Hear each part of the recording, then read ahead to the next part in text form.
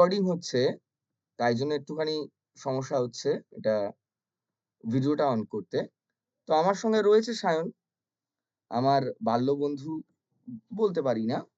আমার ক্লাসমেট ও বলতে পারবো না। কারণ ও আইটি ডিপার্টমেন্টে ছিল, আমি সিএসসি ডিপার্টমেন্টে কলেজে। ছিলাম। কলেজ মেট বলতে পারি এবং আমার ১ম কলিগ। আমরা দুজন একটি বিপিওতে জয়েন করেছিলাম টেলিকলার হিসেবে।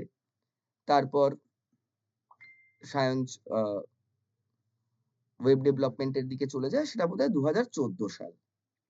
তো তারপর থেকে ও এখন এই মুহূর্তে আ L&T Mindtree নাম সবাই জানে এই কোম্পানিতে। সেই কোম্পানিতে বোধহয় ১ বছর হয়েছে কি সায়ন? ১ বছর। ১ বছর হতে চলল না? হুম। ১ বছর হয়েছে।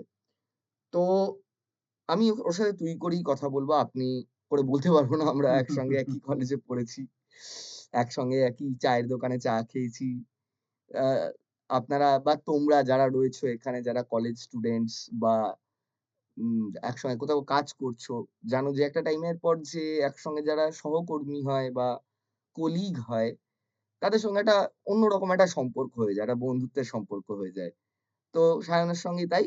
তো আজকের এইটাকে বলা যায়, আমি এটার নাম দিয়েছি এই সেগমেন্টটার, আর ওয়েবিনার বা ওয়ার্কশপের থেকে বা বেটার আমি একটা নাম দিয়েছি, দ্যাট ইস কেরিয়ার আড্ডা। তো আজকে আমরা কেরিয়ার আড্ডাতেই থাকবো। ওকে? আচ্ছা, এই নামটা নিয়ে কারোর আপত্তি থাকলে বলো বা ভালো লাগলে বলো।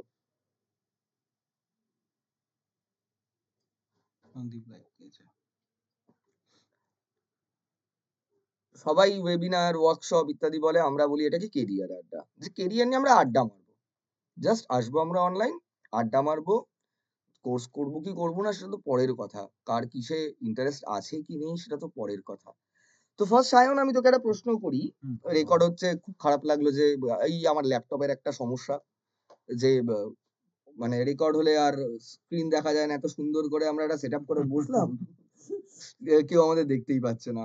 না, চলাকালীন আরেকবার ট্রাই করা আচ্ছা, ট্রাই যেতে করে দেখ পারে। তো। যদি কিছু পাওয়া যায়। এটাতে এটা হবে? তো OBS ভার্চুয়াল ক্যামেরা। দেখি তাও করে। এবার বোধহয় দেখা যেতে পারেও। নাকি OBS এ দেখা যাচ্ছে কে জানে। দেখা যাচ্ছে, হ্যাঁ, এই তো আমরা। আমরা কোথায়? না, না, না। ব্যাকগ্রাউন্ড আসছে, আমরা নেই।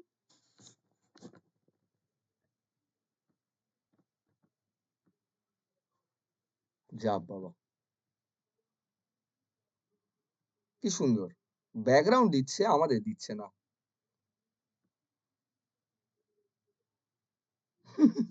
Blur and personal backgrounds. না, হচ্ছে না। আরেকবার এইচপি ক্যামটা চুজ করে দেখ।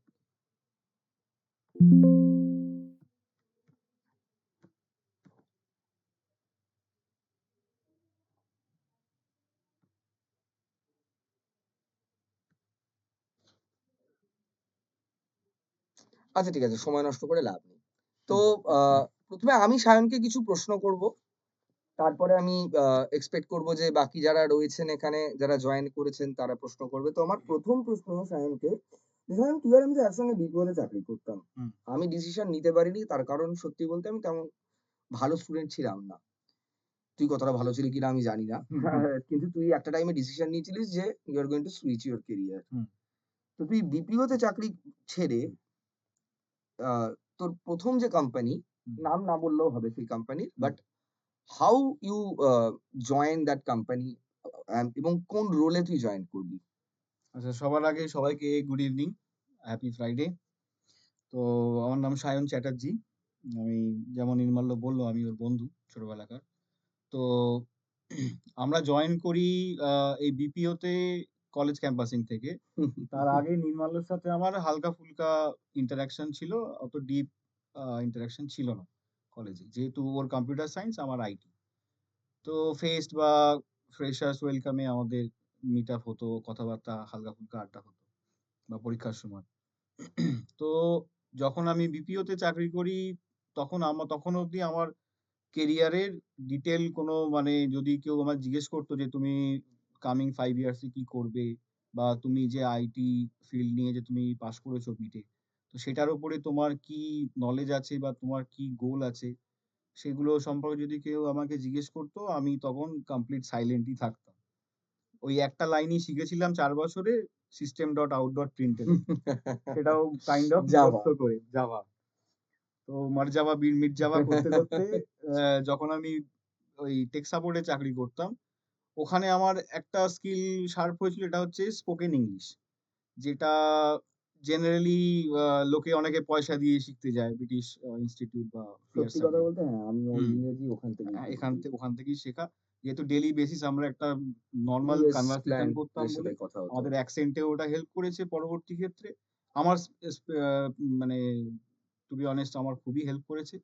এবং তখন যখন আমি কাজ করতাম আমার ভেতরে, ভেতরে একটা দোনা-মোনা হতো যে আমি ৪ বছর ধরে যে ফিল্ড নিয়ে পড়াশোনা করলাম, যাই পড়ে থাকি, তো তার উপরে আমি যদি কাজ না করি, এই টেক সাপোর্টে আমি লং রানে হয়তো অতটা কিছু করতে পারবো না। কারণ এর গ্রোথ এর একটা সার্টেন লিমিট আছে। তখন আমি আ সার্চ করতে শুরু করি যে আ আমি জাভা দিয়েই শুরু করেছিলাম। জাভা, সি যেগুলো আমি পড়েছিলাম আমি তার উপরেই সার্চ করতে শুরু করি। যে এগুলোর উপরে মানে এগুলোর প্র্যাকটিক্যাল ইউসেজ মার্কেটে কোথায় হয়। তো স তখন অত রিসোর্স ছিল না। To be honest. আমি এটা ২০১৩ র কথা বলছি। ১৩ মিড 2013। তো মানে প্রায় ১৩ বছর আগের কথা। ১৩ বছর আগের কথা। চাকরি করতাম আর আ দিনের বেলা এসে বাড়িতে টুকটাক সার্চ করতাম। তখন এত YouTube ও ছিল না, এত Udemy, আ আপগ্রেড এসব কিছুই ছিল না তখন। তো সার্চ করতে গিয়ে সেরকম কিছু ফ্রুটফুল আমি আউটকাম পাইনি। In the meantime search করতে গিয়ে আমি যেটা পেলাম যে জানতে পারলাম জাভা, সি নয় এছাড়া বা সি প্লাস প্লাস এছাড়াও আরো একটি ল্যাঙ্গুয়েজ আছে যেটি হচ্ছে PHP, যেটা ইজিলি আমি আমার মেশিনে ইনস্টল করে নিতে পারি এবং সেটা দিয়ে আমি জ্যাম্প বলে XAMPP জ্যাম্প। কন্ট্রোল প্যানেল দিয়ে আমি খুব ইজিলি নেক্সট করে exe ফাইল আমি এক্সিকিউট করতে পারি এবং সেটা দিয়ে আমি সেই ধরনেরই ওয়েবসাইট বানাতে পারি যেগুলো আমি জাভা বা সি দিয়ে করতে পারবো। এবং আমি দেখলাম যে এটা আমার ব্যক্তিগত মতামত যে আমার তখন PHP টা comparatively ইজি লেগেছিল rather than Java or C plus plus or C. আমার তো যাওয়ার শুনলেই ভয় লাগে ভাই। এটা মানে এখনো এত ভয় লাগে। কঠিন একটা সিনট্যাক্স। পাইথন শেখার পর থেকে আমি তো প্রোগ্রামিং ল্যাঙ্গুয়েজ ১ম মানে পাইথন হুম, এবং বেসিক্স এগুলো বেসিক যেটা আছে, হুম, খুব হুম, বেসিক সেগুলো দিয়ে শিখেছি। জাভা প্রচন্ড কঠিন লাগে। হুম, হুম। তো আ এবারে আমি PHP টা just for as a curiosity আমি স্টার্ট করি। স্টার্ট করতে গিয়ে PHP র সাথে সাইমালটেনিয়াসলি তখন PHP বেসিক্যালি ব্যাকএন্ড প্রোভাইড করে। এবার ফ্রন্ট এন্ড এর জন্য আমি যে একটা শপিং কার্ট বানাবো বা একটা বেসিক একটা Facebook এর মতোই যদি আমি কিছু বানাতে চাই, আমার একটা ওয়েব লেআউট চাই। যেটা জেনেরিক ইউজার আমি যেটা বানাচ্ছি তারা সেটা চোখে দেখবে এবং সেটা ইউজ করতে পারবে, ইন্টারেক্ট করতে পারবে আমার আমি সিস্টেমের একটু জাস্ট সাথে। বলে দিই, ফ্রন্ট এন্ড মানে আপনারা যখন Facebook করছেন, আপনি যেটা ইউজ করছেন, আপনি যেটার সাথে ইন্টারেক্ট করছেন, আপনি লাইক করছেন, কমেন্ট করছেন, একটা ছবি আপলোড করছেন বা একটা কোনো কিছু বা পোস্ট দিচ্ছেন, আপনি ইন্টারেক্ট করছেন as a user. User interaction that is called UI. এবং আপনার এক্সপেরিয়েন্স কিরকম সেই ওয়েব অ্যাপ্লিকেশন হোক বা ওয়েবসাইট হোক বা যাই হোক, তার সঙ্গে কিভাবে একটা এক্সপেরিয়েন্স আপনার, সেটা কতটা আপনি ভালোভাবে করতে পারছেন, কতটা ইউজার ফ্রেন্ডলি হচ্ছে, it is called UX. UI হলো ইউজার ইন্টারেকশন, ইউএক্স হলো ইউজার এক্সপেরিয়েন্স। এবং ফ্রন্ট এন্ড মানে যেটা একজন ইউজার মানে যে যার কোডিং নিয়ে কিচ্ছু এসে যায় না। আমরা যখন ফেসবুক করতে বসি আমরা কি কোডিং নিয়ে ভাবি? প্রোগ্রামিং নিয়ে ভাবি? ভাবি না। কারণ আমাদের কাছে ওটা ইউজ করার জিনিস একটা। এরপর থাকে একটা ব্যাক এন্ড, যেখানে অ্যাকচুয়ালি কোডিংটা চলে। মানে সবটাই কোডিং। ১ম দিকটাই স্ক্রিপ্টিং ল্যাঙ্গুয়েজ, বিভিন্ন ধরনের স্ক্রিপ্টিং ল্যাঙ্গুয়েজ ইউজ হয়। ব্যাকএন্ডে একটা লজিক ইউজ হয়, যে লজিকটা আপনাকে প্রত্যেকটা কাজ যাতে আপনার সিস্টেমেটিক্যালি চলে তার জন্য ইউজ হয়। এর সঙ্গে থাকে ডেটাবেস। যে ডেটাবেসে যাই আপনি করুন প্রত্যেকটাই ইটস আ ডেটা। আপনি লগইন ইউজার আইডি পাসওয়ার্ড দিচ্ছেন সেটাও একটা ডেটা। আপনি একটা লাইক করছেন ফেসবুকে বা একটা Instagram এ কিছু একটা ছবি আপলোড করছেন অথবা Amazon থেকে কিছু একটা আপনি কিনছেন কার্টে। এই পুরো ব্যাপারটা ম্যানেজ করতে হয়। সেটা হয় ডেটাবেসে। তো এটা জাস্ট একটা আমি একটা দিয়ে রাখলাম যে ফুল স্ট্যাক ওয়েব ডেভেলপার হলো যে ফ্রন্ট এন্ড, ব্যাক এন্ড এবং ডেটাবেস ম্যানেজমেন্ট এই ৩ টে পুরো ব্যাপারটাই জানে। মানে যদি আপনারা এই কোর্সটা শেখেন বা এই কাজটা করেন, মানে কোর্সটা মানে পুরো ব্যাপারটা রপ্ত করেন, তাহলে আপনি নিজে চাইলে একটা টোটাল ওয়েবসাইট বানাতে পারবেন। So that's why it's called full stack. অনেকে হয় ফ্রন্ট এন্ড ডেভেলপার, অনেকে হয় ব্যাক এন্ড ডেভেলপার, অনেকে হয় ডেটাবেস ম্যানেজমেন্ট ম্যানেজার আ তো ফুল স্ট্যাক মানে হলো যে পুরোটা জানে। তো সেটাই এবার হলো যে সায়ন যেটা বলল PHP দিয়ে শুরু করেছিল। তারপরে তোর এই সুইচটা কিসে হলো? তুই মার্নে কেন হ্যাঁ, গেলি? হ্যাঁ। তো আমি আ পিএইচপি দিয়ে স্টার্ট করেছিলাম। করে আমি ২০১৭ অবধি as a PHP full stack developer চাকরি করি বিভিন্ন কোম্পানিতে। আ অনেক কাজ শিখি এবং কাজ করার সাথে, সাথে আমার এক্সপেরিয়েন্স ও বাড়ে। এবার আমি দেখছি যে মার্কেটটা ২০১৬-১৭ র সময় আস্তে, আস্তে পিএইচপি ডিমান্ডটা একটু স্লাইটলি কমে গেল। আস্তে, আস্তে Node.js এর ডিমান্ডটা আস্তে, আস্তে বাড়তে থাকলো। তো তখন আমি ভাবলাম যে যদি আমি পিএইচপি তে যদি নিজেকে স্টিক করে রাখি, তো আমি পিছিয়ে পড়ব। তখন আমি প্ল্যান করি যে আস্তে, আস্তে দেখি Node.js টা কি আছে। যেহেতু আমার জাভাস্ক্রিপ্ট এর ডেপথ নলেজ ছিল, জাভাস্ক্রিপ্ট jQuery, HTML, CSS তো আমি কাজ করতামই ডিজাইনিং এ। তো সেখানে আমি দেখলাম যে আমি যদি পিএইচপির সাথে আমি যদি Node.js, MongoDB, Express.js এগুলো যদি আমি শিখতে পারি, তাহলে ওগুলো আমার অ্যাডেড বেনিফিট হবে। আ ইটস মোর ইস মেরিয়ার কথায় আছে। তো আমি তখন ২০১৬-১৭ তে কিছু YouTube চ্যানেল এসছে প্লাস আ আ যেমন আমি ফলো করতাম ম্যাক্সমিলিয়ান স্কোয়াজমুলারের আ অ্যাকাডেমাইন্ড বলে একটা চ্যানেল ফলো করতাম। তো ওই চ্যানেলগুলো থেকে আমি কিছু নলেজ পাই প্লাস তখন Udemy এসে গেছে কিছুটা। সেখান থেকে আমি একটা কোর্স পারচেজ করে আমি কিছুটা ওখান থেকে শিখি। প্লাস আমি আমার কোম্পানিতে অ্যাপ্রোচ করেছিলাম আমার ম্যানেজারের কাছে যে আমি বেসিক Node.js, MongoDB, Express.js আমি শিখেছি এবং আমি তখন Vue.js এর উপরে আমি কিছুটা ফোকাস দিই। কারণ আমার Vue.js টা ভাল লাগতো কাজ করতে। আচ্ছা আমি বলে রাখি একটা এতেই যে এই প্রত্যেকটা হুম, জিনিসই আমাদের ফুল স্ট্যাক ওয়েব ডেভেলপমেন্ট এর কোর্সের মধ্যে রয়েছে। যেটা ইন্ডাস্ট্রি এক্সপার্ট দের থেকে আপনারা শিখতে পারবেন। শান কন্টিনিউ। হুম। তো আমার ম্যানেজারকে আমি বলি। তো ম্যানেজার ১ম এ অতটা রাজি না হওয়ার কারণ ছিল কারণ একটা কমপ্লিটলি ব্যাকএন্ড ডেভেলপার হঠাৎ করে তাকে যদি প্রজেক্ট অ্যাসাইন করার পরে সে যদি করতে না পারে, তো সেখানে একটা চ্যালেঞ্জের সম্মুখীন হতে হবে। তো লাকিলি আমার ম্যানেজার আমার উপরে একটু বিশ্বাস দেখায়। প্লাস আমি আমার যা কাজ আমি করেছিলাম আ বাড়ির কম্পিউটারে, আমি সেইগুলো তাকে দেখাই। আমি হোস্টিং অব্দিও করে রেখেছিলাম কিছু basic website just to showcase. আ তো সেইটা দেখানোর পরে আমার ম্যানেজার তখন বলেন যে, "ঠিক আছে, আমি তোমাকে একটা বেসিক একটা চ্যালেঞ্জ দিচ্ছি। আ তো তুমি সেটাকে ইমপ্লিমেন্ট করো পুরোপুরি MERN স্ট্যাক এ।" তো এবারে MERN স্ট্যাক এ তখন আমি React অতটা ভালো জানি না। আমি কমপ্লিটলি Node, Mongo, Express এর উপরেই কাজ করেছি। React টা তখন আমি আবার নতুন করে শিখি কাজ করতে, করতে এবং ভালো লাগে। আমি দেখি যে অনেক কিছু সিমিলারিটিস আছে আ যেগুলো আ ব চটজলদি এবং খুব ভালো আ ইন্টারফেস বা ইউজার এক্সপেরিয়েন্স বানানোর জন্যে খুবই হেল্পফুল। তো তখন আমি সেগুলো আস্তে, আস্তে ইমপ্লিমেন্ট করি। শিখি এবং তার সাথে, সাথে ইমপ্লিমেন্ট করি। যখন আমার ইনিশিয়াল চ্যালেঞ্জটা আমি ইজিলি ক্র্যাক করে ফেলি, তখন আস্তে, আস্তে আমার আ যারা সুপারভাইজার, ম্যানেজার ছিল তারা আমার কাজ দেখে খুশি হয় এবং আস্তে, আস্তে আমার মানে সুইচিংটা অ্যাকচুয়ালি যদি বলতে চাই তাহলে মিড 2017 আমি আস্তে, আস্তে কমপ্লিট পিএইচপি থেকে মুভ করি MERN স্ট্যাক এ। তার সাথে, সাথে আমি Vue.js এও কাজ করতাম। Vue.js এ আমি কাজ করি আ আনটিল 2021। তুই নেক্সট এও কাজ করেছিস? নেক্সট এ আমি এখন অল্প বিস্তর কাজ করছি। আচ্ছা আমাদের অ্যাজ পার কোর্সে প্রজেক্ট ডিমান্ড। কোর্সে আমাদের এটাও ইনক্লুডেড। হুম। তো ২০২১ এ আমি জয়েন করি টিসিএস কলকাতায়। তো ওখানে আমি as a a full stack মানে MERN স্ট্যাক ডেভেলপার হিসেবে জয়েন করি। তো ওদের আমি টাটা AIG যে লাইফ ইন্সুরেন্স কোম্পানি আছে, তার যে AIG আমেরিকান ইন্টারন্যাশনাল গ্রুপস ওর টাটা ছিল এআইজি হ্যাঁ, হ্যাঁ। AIG ছিল আমার প্রাইম কাস্টমার। তো আমি তাদের যে লেগাসি অ্যাপ্লিকেশন, সেই লেগাসি অ্যাপ্লিকেশনটাকে আমি টোটালি মডিফাই করি। আমি ৩.৫ বছর টিসিএস এ অ্যাসোসিয়েটেড ছিলাম।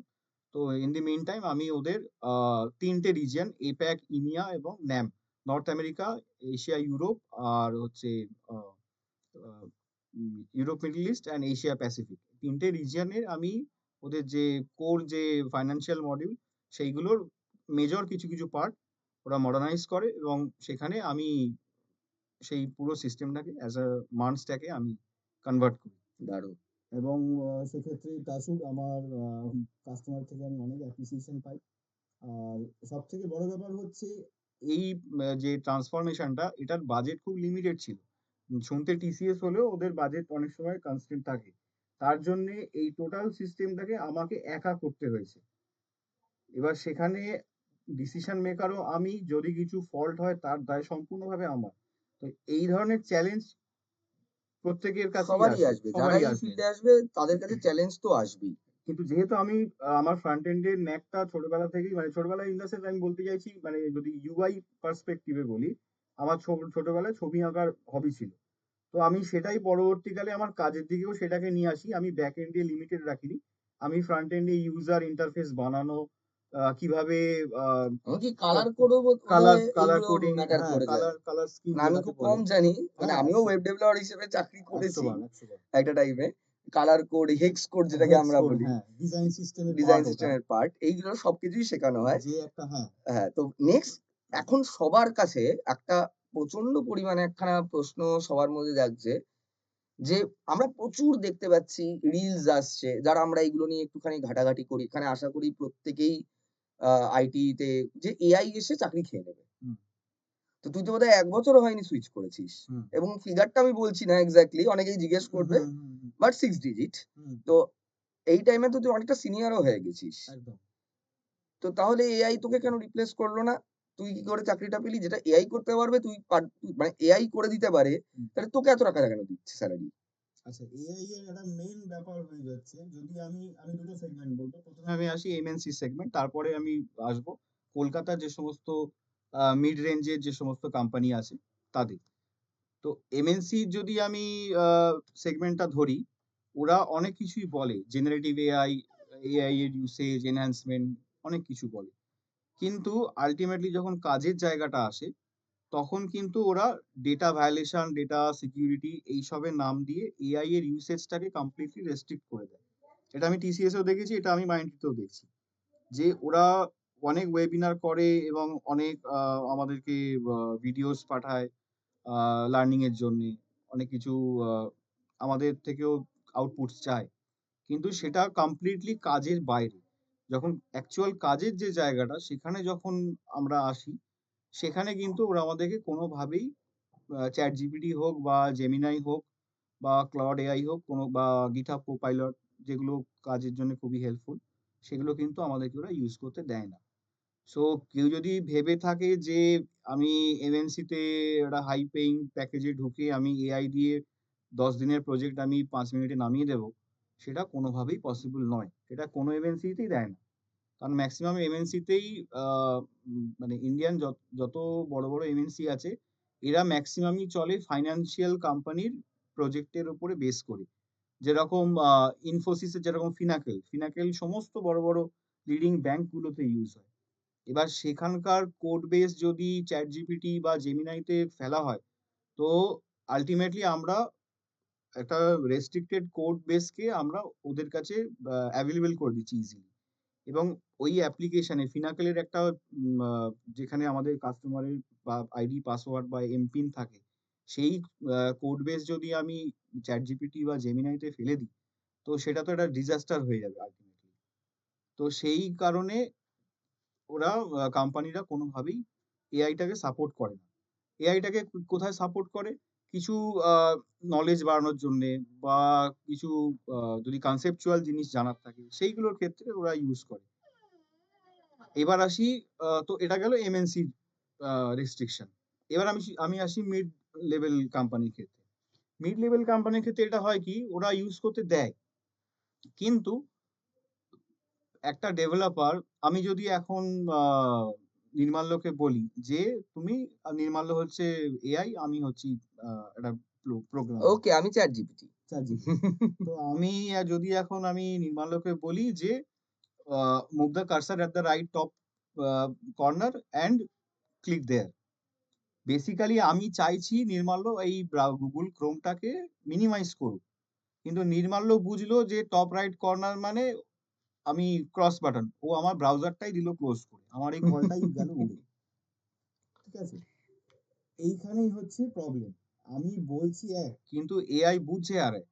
এবার আমার যদি আমার এখনকার যে এক্সপেরিয়েন্স, সেই এক্সপেরিয়েন্স অনুযায়ী আমি কি করব? আমি ওকে ওইটুকু বলব না। আমি ওকে বলব you see a minus icon, at the first icon from the left. That icon you need to click in order to minimize the browser.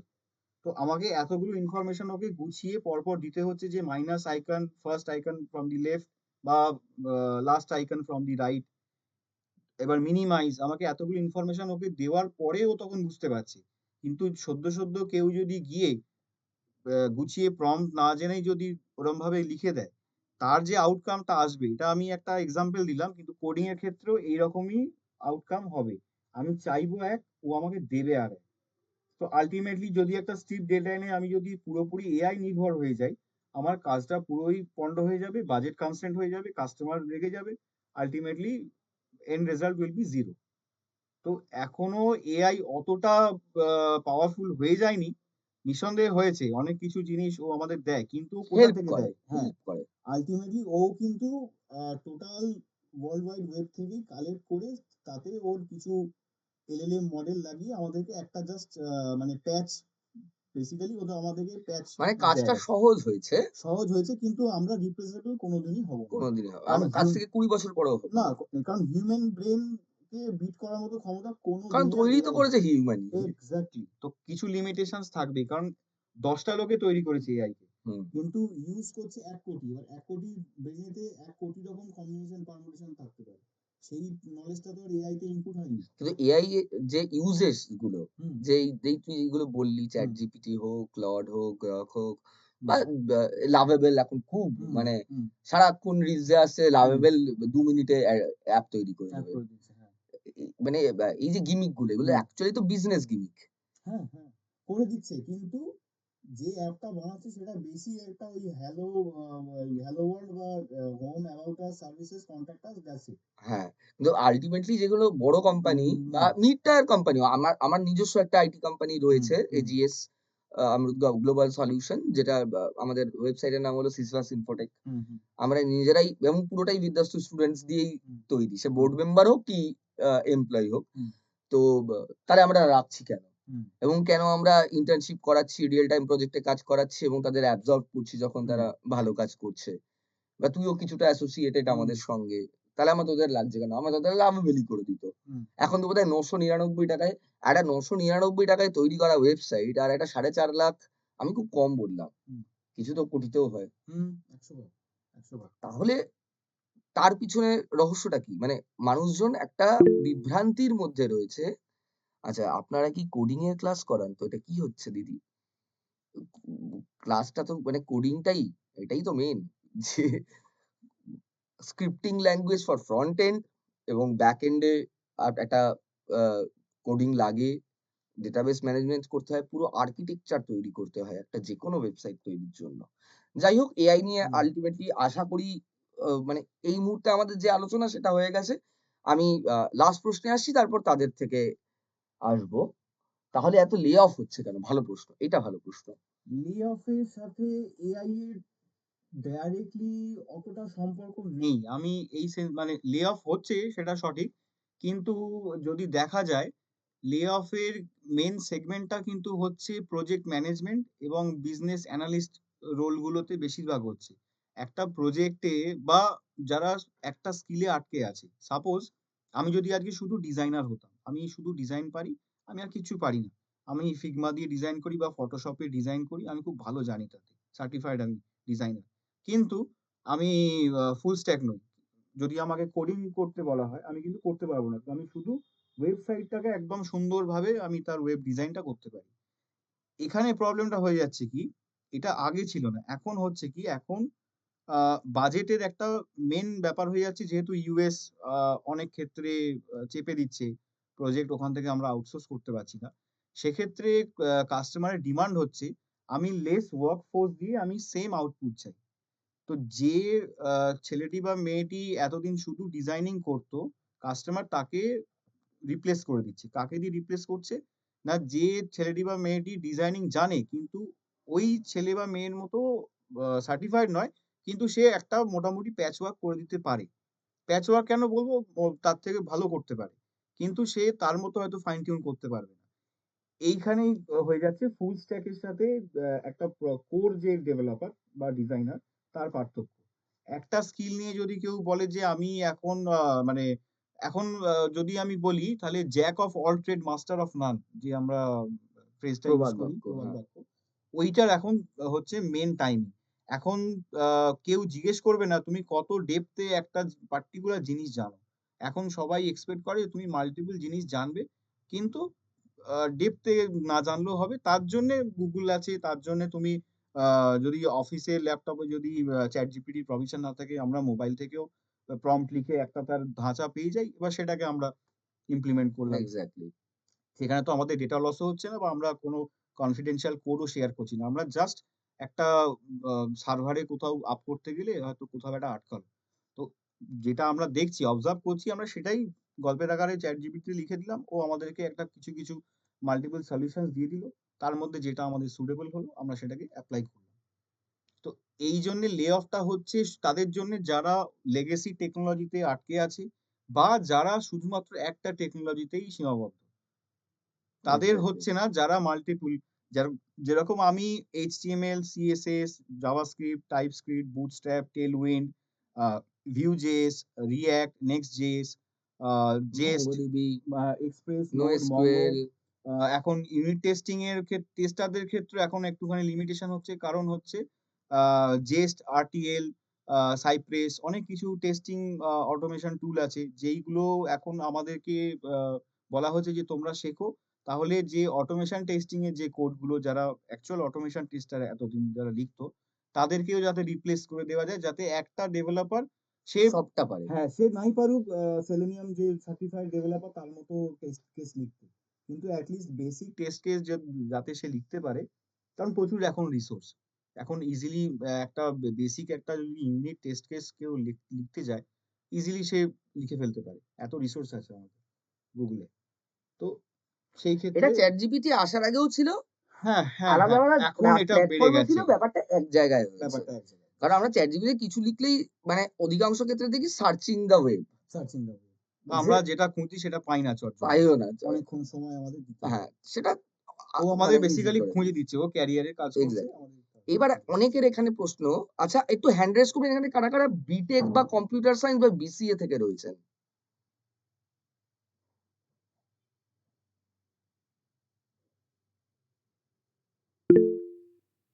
একজন। হুম, আর কেউ?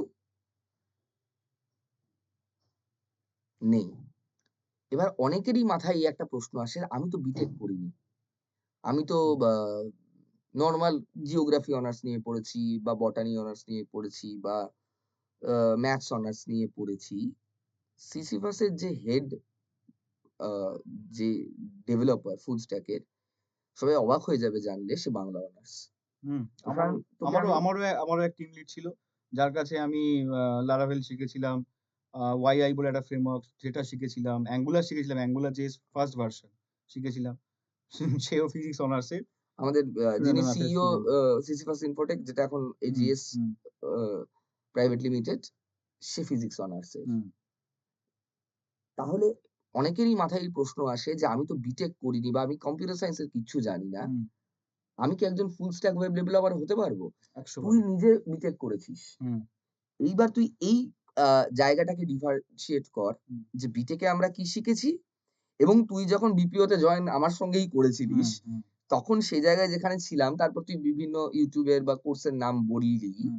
সেটাও তো তখন খুব চাপ ছিল পাওয়া। না, পাওয়া যায় পাওয়া না। যেত না। এক্সাক্টলি। এখন তো অনলাইনে এখন তো ইজিলি যাবে। ইজিলি হয়। তো তাহলে ডিফারেনশিয়েশন টা কোথায়? যে to be a full stack developer, hmm. you don't need a degree. Frankly speaking তোমরা যারা দুজন আছো, তুহিন আর আরেকজন, তো তোমরা নিশ্চয়ই বুঝতে পারবে তোমাদের ডিপার্টমেন্ট গুলো আমি জানি না। যদি আইটি বা কম্পিউটার সায়েন্স হয়ে থাকে বা ইলেকট্রনিক্স, টেলিকমিউনিকেশন, তাহলে তোমরা আশা করি ভালোভাবেই বুঝতে পারছো কলেজে ৪ বছরে তোমাদেরকে যা পড়িয়েছে, তোমাদের যা সিলেবাস ছিল আমাদেরও মোর অর লেস একই আছে। একই ছিল। এবার কিছু চেঞ্জ হয়নি। তো ৪ বছরে যা আমাদের শেখানো হয় সেটা অত্যন্ত লেগেসি ব্যাপার-স্যাপার এবং ৪-৫ টা জিনিস জগাখিচুড়ি করে শিখিয়ে দেওয়া হয়। যেরকম আমি আইটি স্টুডেন্ট, আমি 4th ইয়ারে পড়েছি কন্ট্রোল সিস্টেম। যেটা হচ্ছে ইলেকট্রিক্যাল ইঞ্জিনিয়ারিং এর মাদার সাবজেক্ট।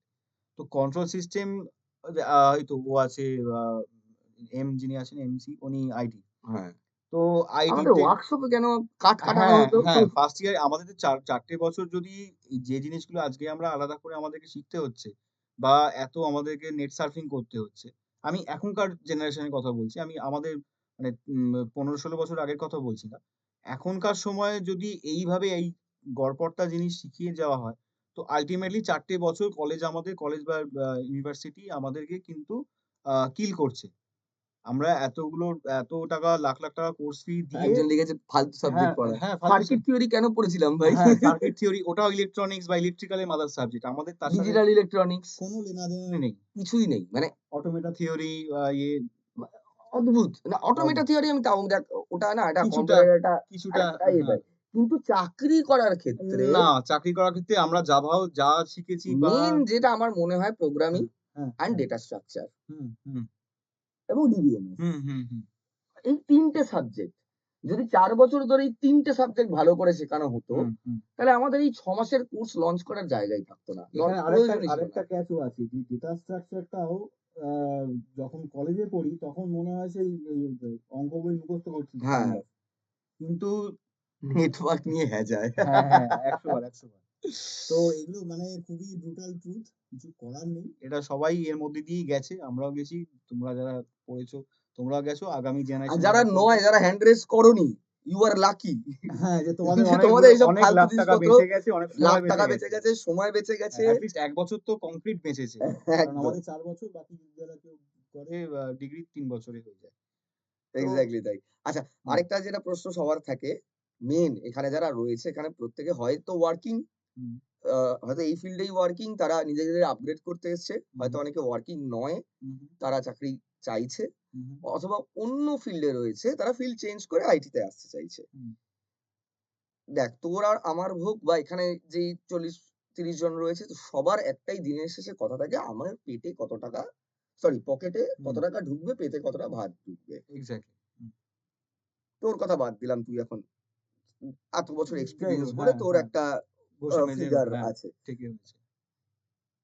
এখন যদি কেউ চাকরিটা শুরু করে hmm, as a full stack developer hmm, after 4 year 6 months, hmm, 4 months এর পরেও করতে পারে। আমরা তাও ২ মাসের একটা রিয়াল টাইম প্রজেক্টে যাতে কাজ করার একটা এক্সপেরিয়েন্স থাকে বলে আমরা একটা ইন্টার্নশিপ অফার করি।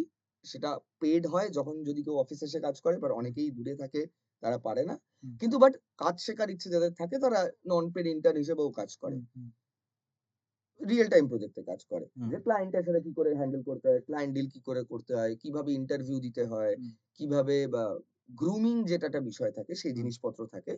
সেটা বাদ দিলেও যদি একজন কেউ চাকরি শুরু করে একটা মিড টায়ার কোম্পানিতে, হুম। ফার্স্ট আমি এমএনসি তে একটা কারণেই বারণ করি। কারণ এমএনসি না একটা খুব মানে লিমিটেড করে একটা দেয়। ব্র্যাকেট স্কোপ তৈরি হ্যাঁ, করা হ্যাঁ, হয়। হ্যাঁ। মিড টায়ার কোম্পানিতে প্রেশার বেশি থাকে, হুম, বাট স্কোপটা থাকে অনেকটা বেশি শেখার। হুম, হুম। কারণ তাকে সবকিছু করতে হবে। সবকিছু করতে হবে। সেলারির গ্রোথ কিরকম হতে পারে? সেলারি গ্রোথটা আমি দেখ এখানে আমি বলে দিচ্ছি, হুম, আমি ২০০০ আ তুই ছাড়লি বোধহয় বিপিওটা ২০১৪ তে। আমি ১৫ 13 তুই ছেড়েছি। ১৩ তেই ছেড়েছিস, হুম, আমি ১৪ তে ছেড়েছিলাম। আমি সেই সময় একজন শুধু ফ্রন্ট এন্ড ডেভেলপার হিসেবে একটা কোম্পানিতে ঢুকেছিলাম। সেই কোম্পানিটা এখন মানে বড় নাম করা, আমি নাম হুম, বলছি না। আমাকে ৳৫,০০০ দিত। হুম। ২০১৪ সালের আমি কথা কি আমার বলছি। ক্যারিয়ারের স্টার্টিং সেলারি বলব? বল? ৩,৫০০ as a full stack developer. বাড়িতে যখন গিয়ে বাবাকে ফার্স্ট অফার লেটার দেখাই, বাবা বলল, "এর থেকে বড় বাজারে মুটেগিরি করো, বেশি কামাবে।" ঠিক আছে। আজকে তুই কোথায় আছিস সেটা ভাব। ঠিক না, আছে? আমি হাল ছাড়িনি। আমি দেখলাম হ্যাঁ, ঠিক আছে ৩.৫ দিয়ে শুরু করে ৩৫ লাখ অব্দি যাওয়া যেতেই পারে। হ্যাঁ। দেখি একটা ট্রাই তো মারি। কিছু না কিছু তো নলেজ আছে সেটা বেচে কিছু তো করতে পারবো। এক্সাক্টলি। তো এই মুহূর্তে ফ্রেশার্স এর তোর ধারণা বল। এবার আমি তো বলবই যেহেতু আমাদের এখান থেকে 100% হুম, প্লেসমেন্ট সাপোর্ট যেটা বলা হয়, হুম, আমি জানি আমার স্টুডেন্টরা কত টাকা পাচ্ছে। হুম, তুই বল তোর কি ধারণা? এখন একটা যদি মিড টায়ার কোম্পানিতে কেউ একজন as a full stack web developer West বেঙ্গলে যদি কেউ জয়েন হুম, করে, হুম। সে কত টাকা পেতে পারে? এই মুহূর্তে ফ্রেশারের মিড টায়ার কোম্পানির আমার এক্সাক্ট সেলারির ধারণা নেই। একদমই আমি টাচের বাইরে। তাও আন্দাজ ১০ থেকে ১২ না। বা তারও বেশি হতে পারে। আমার আমার ধার ১৮ থেকে ২২। ফ্র্যাঙ্কলি আমার তো আইডিয়া নেই আমি আগেই বললাম। হ্যাঁ, এবার আইডিয়া নেই। এমএনসি তে গেলে সেটা ৩৫, হুম, হুম, হুম, ৩০-৩৫ তো হুম, হবেই। হুম, এটা স্টার্টিং স্যালারি। হুম, যারা অনেকেই আছে না মানে আমাকে জিজ্ঞেস করে যে, "দাদা আমি তো এখন ২৫,০০০ অলরেডি হুম, এই কাজ করে পাচ্ছি। হুম, কিন্তু আমি ওয়েব ডেভেলপমেন্ট এ আসলে যদি আমি ১৮ থেকে ২২ পাই, হুম। আমার তো স্যালারিটা কমে যাবে।" এখানে একটা জিনিস আমি বলব, আমি সেলারি না জানলেও আমি সিম্পল একটা লজিক আমি বিশ্বাস করি, সেটা আমি বলতে পারি। কোম্পানি যদি দেখে যে এই ছেলেটি বা মেয়েটি ফ্রেশার হয়েও ওদের যে রিকোয়ারমেন্ট আছে সেটাতে পারফেক্টলি ফিট করছে, সেক্ষেত্রে কিন্তু ওরা কিন্তু চাইলে ৫০,০০০-৬০,০০০ টাকাও দিতে পারে। এবার যখন সে সেলারিটা সুইচ ওদের করবে সুইচ করলে আরো বাড়বে। কারণ তার তো অলরেডি সে তো জয়েন করেই পরের মাসে ছেড়ে দেবে না। হ্যাঁ, সেখানে মিনিমাম সে ২-২.৫ বছর, আমি বলব ফার্স্ট কোম্পানিতে এট লিস্ট ২ বছর থাকা উচিত। ২ থেকে ৩ বছর থাকলে কাজটা শিখতে কাজ পারবে সে। শেখা যায়। এবং আ এখন নতুন আরেকটাও এইচআর দের ক্ষেত্রে একটা প্রবলেম হয় কি? ফ্রিকোয়েন্ট সুইচ করলে কিন্তু সেক্ষেত্রে একটু প্রবলেম রেজ হয়।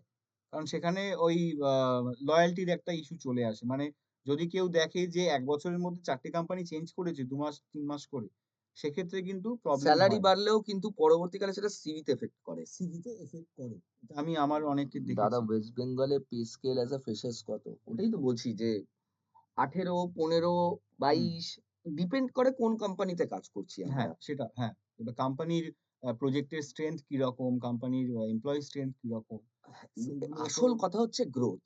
হ্যাঁ, হ্যাঁ। যদি কেউ 20 lakhs চায় বছরে তার হুম, সিটিসি হোক, হুম, তাকে কিন্তু ৫ থেকে ৭ বছর কি ৮ বছর হুম। লেগে থাকতে হবে। হ্যাঁ, লেগে তো অবশ্যই থাকতে হবে।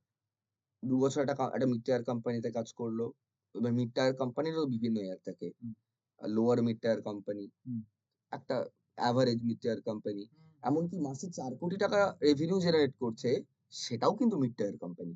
হুম, কারণ আল্টিমেটলি যখন আমরা এমএনসির কথা বলি, যেটা মাল্টিন্যাশনাল কোম্পানি, এরা কিন্তু কোটিতে খেলে না।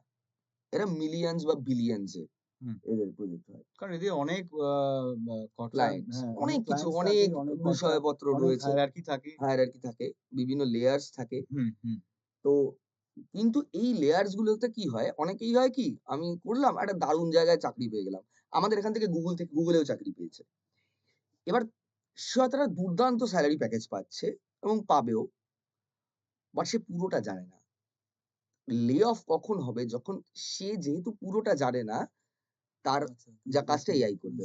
এবার ধরুন বিপিও তে অলরেডি পড়তে পারলাম না। হ্যাঁ, সেটাও। হ্যাঁ, ৪ টা ওপেন করতে হবে। এবার ধরুন বিপিও তে অলরেডি ৪ ইয়ার জব করে পে স্কেল মোটামুটি ৩০ ক্রস করে গেছে। সেক্ষেত্রে ও আইটি তে মুভ করে সেলারি ১৫-১৮ ই হবে? হ্যাঁ, হ্যাঁ, হবে। হ্যাঁ, এটা ঠিকই বলেছে। কারণ আমি বিপিও তে যখন জব করতাম আমি পেতাম ১৫,০০০ টাকা। সেখান থেকে আমি গত বছর পেতাম ১৫,০০০, তার পরের বছর পাচ্ছি ৩,৫০০। তো এটা একটা স্যাক্রিফাইস একটু হলেও করতে হবে। কিন্তু ও যদি এখন বিপিও তে ১৪ বছর ধরে কাজ করত, হুম, ও যে সেলারিটা পেত হুম, তারপরে ২ টো শূন্য এক্সট্রা এখন পায়। হুম, হুম, হুম, হুম, ১০০ বার। এই স্যাক্রিফাইস টা করতে হবে।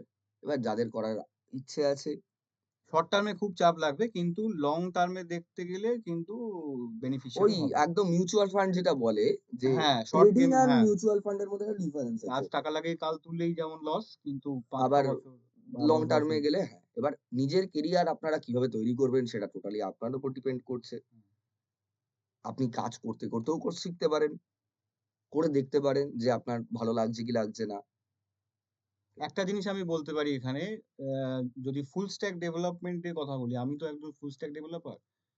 এর কাজ কেন শেষ হবে না এবং কাজ আরো বাড়তে পারে, তার প্রধান কারণ হচ্ছে এতদিন ধরে অনেক অ্যাপ্লিকেশন, আমি ছোট কোম্পানি বলি বা বড় বলি, সেগুলো অনেক লেগেসি পুরোনো প্রোগ্রামিং দিয়ে এবং পুরোনো স্ট্রাকচারে অনেক ঘাটাঘুটি কোড দিয়ে সেটা চলে আসছে। এখন সেগুলোকে হচ্ছে কি, আপডেট করা। হ্যাঁ, যত দিন যাচ্ছে তত টেকনোলজি আপগ্রেড করছে। ব্রাউজারের অনেক ভার্সন চেঞ্জ হচ্ছে। এর ফলে হচ্ছে কি, অনেক অ্যাপ্লিকেশন যেগুলো ইন্টারনেট এক্সপ্লোরার তো ব্যাপকভাবে চলতো গোটা ওয়ার্লডে। সেটা এখন, মাইক্রোসফট এজ। হ্যাঁ, Microsoft Edge এ কনভার্ট হয়ে গেছে। এবারে প্রবলেমটা হয়ে গেছে কি, আমি আমার আ রিয়াল লাইফ এক্সাম্পল থেকে বলছি, যেটা টিসিএস এর ক্ষেত্রে আমার হয়েছিল AIG অ্যাপ্লিকেশনে। ওরা বাধ্য হয়েছিল অ্যাপ্লিকেশনটাকে ট্রান্সফর্ম করতে। তার কারণ হচ্ছে এআই সানসেট হয়ে যাচ্ছে। এআই বলছি, ইন্টারনেট এক্সপ্লোরার। তো সে অ্যাবাউট ওয়ার্ডপ্রেস। আচ্ছা, হ্যাঁ, হ্যাঁ, অবশ্যই ওটাতে আসবে। আসছি। তো এইরকম আমি একটা অ্যাপ্লিকেশন বললাম। এরকম হাজার, হাজার কি লাখো অ্যাপ্লিকেশন আছে। ছোট, বড়, মাঝারি এরকম অনেক অ্যাপ্লিকেশন আছে। যেগুলো যে অ্যাপ্লিকেশনটা ২০০৫ সালে তৈরি হয়েছে বা আ ওয়ার্ডপ্রেস নিয়ে সেটা কেমন? বলছি, হ্যাঁ, আসছি। ওটাতে আসছি। তো এই আমি যে মানে যে কামিং ডেজ এ কেউ যদি এখন শেখে, তার ভবিষ্যতে রিস্ক আছে কি নেই সেই পার্সপেক্টিভ এ আমি এই কথাটা বলছি। যে এই ধরনের অ্যাপ্লিকেশন গুলো এটা ২০১০ সালে বা ২০০৫ সালের রেসপেক্ট এ তখন যা ব্রাউজারের আর্কিটেকচার ছিল, সেই বেসিস এ কোম্পানি বানিয়ে ব্যবসা চালিয়ে গেছে। কিন্তু যত দিন যাচ্ছে আমরা যেরকম মোবাইল ফোন, আজকে একটা আমি যদি এটা Apple এর iPhone 12 কিনে থাকি, সেটা এখন আস্তে, আস্তে একটা টাইম পরে Apple তার সাপোর্ট দেওয়া বন্ধ করে দেবে। আমাকে বাধ্য হতে হবে একটা নতুন iPhone কিনতে বা অন্য যেকোনো মোবাইল Samsung বলি, Google Pixel বলি, Motorola যেকোনো মোবাইল আমাকে একটা সার্টেন টাইম এর পরে কোম্পানি নিজে থেকেই তার ব্যাটারি লেভেল ডিগ্রেড করে দেয়, তার পারফরম্যান্স স্লো করে দেয়। সবই কিন্তু এটা কেউ ভাববে না যে ফোনটা সত্যিই অকেজো হয়ে গেছে। ফোনটা কিন্তু ঠিকই আছে। কোম্পানি কি করছে? সফটওয়্যারটা সফটওয়্যার দিয়ে আপডেটের মাধ্যমে। হার্ডওয়্যারটাকে মেরে দিচ্ছে। বাধ্য হচ্ছে যে তুমি যাতে তাদেরই কোম্পানির একটা নতুন প্রোডাক্ট কেনো তাতে দুটো ব্যবসা হয়। সেম গোস ফর এই আইটি সেগমেন্ট মানে সফটওয়্যার ডেভেলপমেন্ট সেগমেন্ট। এখানেও যত দিন যাচ্ছে তত React, Node এর এখন লেটেস্ট ভার্সন এসছে Next.js তো আবার ভবিষ্যতে আরো কিছু বিদ্যাস্তুর ওয়েবসাইট সিজিপাসের ওয়েবসাইট নেক্সটআর তেই করা। নেক্সট ওই এতে জন্য করা। একটা ক্লিক করলেই হুম। চলে যাবে। মানে কোন রকম ডিলে নেই, কিচ্ছু না নেই। এবং ভবিষ্যতে এরকম আরো অনেক কিছু আসবে ইউজার যেগুলো ফ্রেন্ডলি হতেই হবে।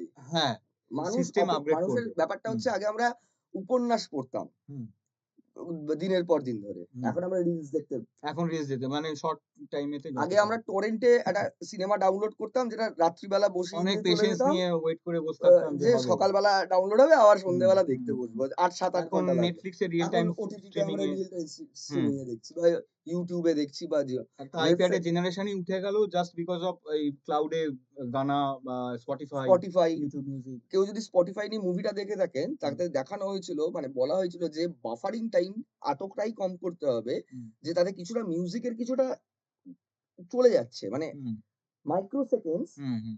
হয়ে যাক। তাতে যারা গান শুনছে তাদের কিছু এসে যায় না। কিন্তু গানটা যাতে একদম এক্সাক্ট প্রপার টাইমে চলে হুম, এবং ফাস্ট চলে। খুললেই যাতে আমি শুনতে পাই। হুম। সেটাই হলো গিয়ে মেইন ফান্ডা। এই ফান্ডাটা চিরকাল থেকে যাবে। আরেকটা রিয়াল লাইফ এক্সাম্পল বলি Apple এর ক্ষেত্রে। Apple এর যদি এখানে কেউ Apple ইউজার হয়ে থাকে তারা দেখবে আগে Apple এর যে ইন্টারফেসটা ছিল সেটা ফ্ল্যাট ইন্টারফেস ছিল। ওদের ব্যবসা চলছিল। ওদের কোনো দরকার ছিল না। কিন্তু somehow মার্কেট অ্যাকুইজিশন এর জন্য ওরা কিন্তু নতুন গ্লাস ডিজাইন এনেছে iOS 26 এ। তো ওটা একটা UI এরই একটা পার্ট। ডিজাইন ইউজার ইন্টারফেস এরই একটা পার্ট। সেটাও একটা ফুল স্ট্যাক ওয়েব ডেভেলপারই সেটাও করছে। একটা ফুল স্ট্যাক ওয়েব ডেভেলপারই করছে। তো ওদের দরকার ছিল না। তো নতুন কাজটা যখন এসছে, তার মানে ওই কাজটা নিশ্চয়ই কোনো এমপ্লয়িকে দিয়ে ওরা করিয়েছে। তাকে সেলারি দিয়েছে প্রপার অনেক টাকা। অবভিয়াসলি, একটা টিম একজন তো না, এটা একটা হিউজ অবভিয়াসলি একটা টিম কাজ করেছে। টিম কাজ করছে। তো সেই যে লোকগুলো এক্সিস্টিং Apple এর ডিজাইনার ছিল তারাই আবার ওই নতুন কাজটা পেয়ে তাদের এতদিন ধরে কাজটা করেছে। ভবিষ্যতে আরো এনহ্যান্সমেন্ট হবে, আরো তারা কাজ পাবে। মোদ্দা কথা যারা এআই নিয়ে ভয় পাচ্ছ হুম, তাদের বা ভয় পাচ্ছেন তাদের বলে দিই, কম্পিউটার নিয়েও সেম ভয় পাওয়া হয়েছিল হুম, 90s এ। হুম, কম্পিউটার কারা ভয় পেয়েছিল? স্টেনোগ্রাফাররা। হুম, হুম, যারা হুম। টাইপিং করত এক্সাক্টলি। বা যারা ম্যানুয়ালি হাতে লিখে, কাগজে লিখে কাজ হুম, করত। তারা ভয় পেয়েছিল কারণ তাদের নতুন একটা জিনিস শিখতে হবে। হুম, কাজ বেড়েছিল কম্পিউটার আসার পর। হুম, হুম, এআই আসার পরও যারা এআই জানবে না হুম, তাদের চাপ হবে। ক্যালকুলেটর আসার পর ম্যাথস টিচাররা বিপ্লব করেছিল।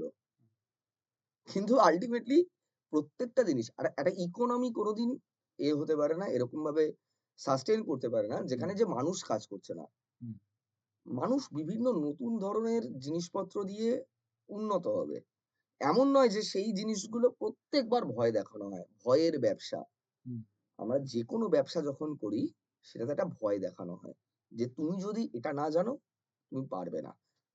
এর 50-50 বিষয় আছে। অবভিয়াসলি তুমি এআই যদি না জানো, আজকে যে এআই জানে এবং ফুল স্ট্যাক ডেভেলপার, হুম, একজন এআই জানে না এবং ফুল স্ট্যাক ডেভেলপার। হুম, অবভিয়াসলি দুজনের মধ্যে পার্থক্য রয়েছে। হুম, লে অফ তাদেরই হবে যে এআইটা ইউজ করতে জানে না। হুম। কিন্তু এআইটা কি করে প্রপারলি ইউজ করব সেটাও তো একটা ম্যাটার করে। প্রশ্ন। লাস্ট ২০২০ তে জব ছেড়ে দিই। বিপিও তে ইন্স্যুরেন্স টেলিকলার ছিলাম। ওই 2.5 ইয়ার কাজ করি। কোভিড এ ছেড়ে দিই বিএসসি অনার্স। লাস্ট সেলারি পেতাম ওই 13 to 15। এখন বিদ্যাস্তুতে বেসিক গ্রাফিক্স ডিজাইনিং শিখছি। ক্লাস কমপ্লিট হয়ে তারপর জয়েন করলাম। এজ এখন 40 প্লাস। এখন স্কিল শিখে এখন কিছু হয় না। কতদূর দৌড়লে মান্থলি 50 to 60 কে আর্ন করা যায়? খুব ইচ্ছা একদিন নিজের বিজনেস করার। কিভাবে অন্য ফিল্ডে গ্রো করব, নিড প্রপার গাইডেন্স। বাপরে বাপ! এ তো রেয়ার বেসিস কোয়েশ্চেন। আপনি যদি গ্রাফিক ডিজাইন শিখছেন, আপনি সেটা নিয়ে থাকুন। কোর্স কি কমপ্লিট হয়ে গেছে আপনার?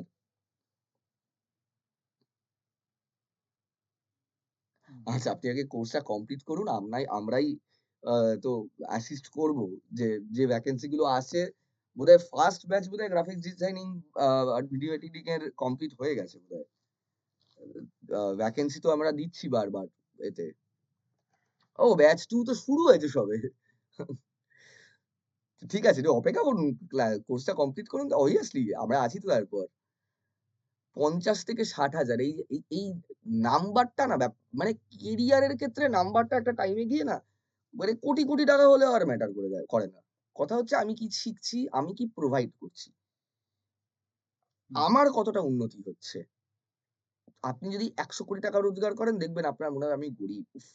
খুব কষ্ট, খুব কষ্টকর জীবন। আমাদেরই কিছু বন্ধু আছে যারা একজন আছে ওয়েলস ফার্গো, একজন জেপি মর্গান এ আছে। হুম। নম্রতা আছে জেপি মর্গান। নম্রতা, হ্যাঁ। নম্রতাকে আমি পিং ও করেছিলাম ওর কিছুদিন আগে।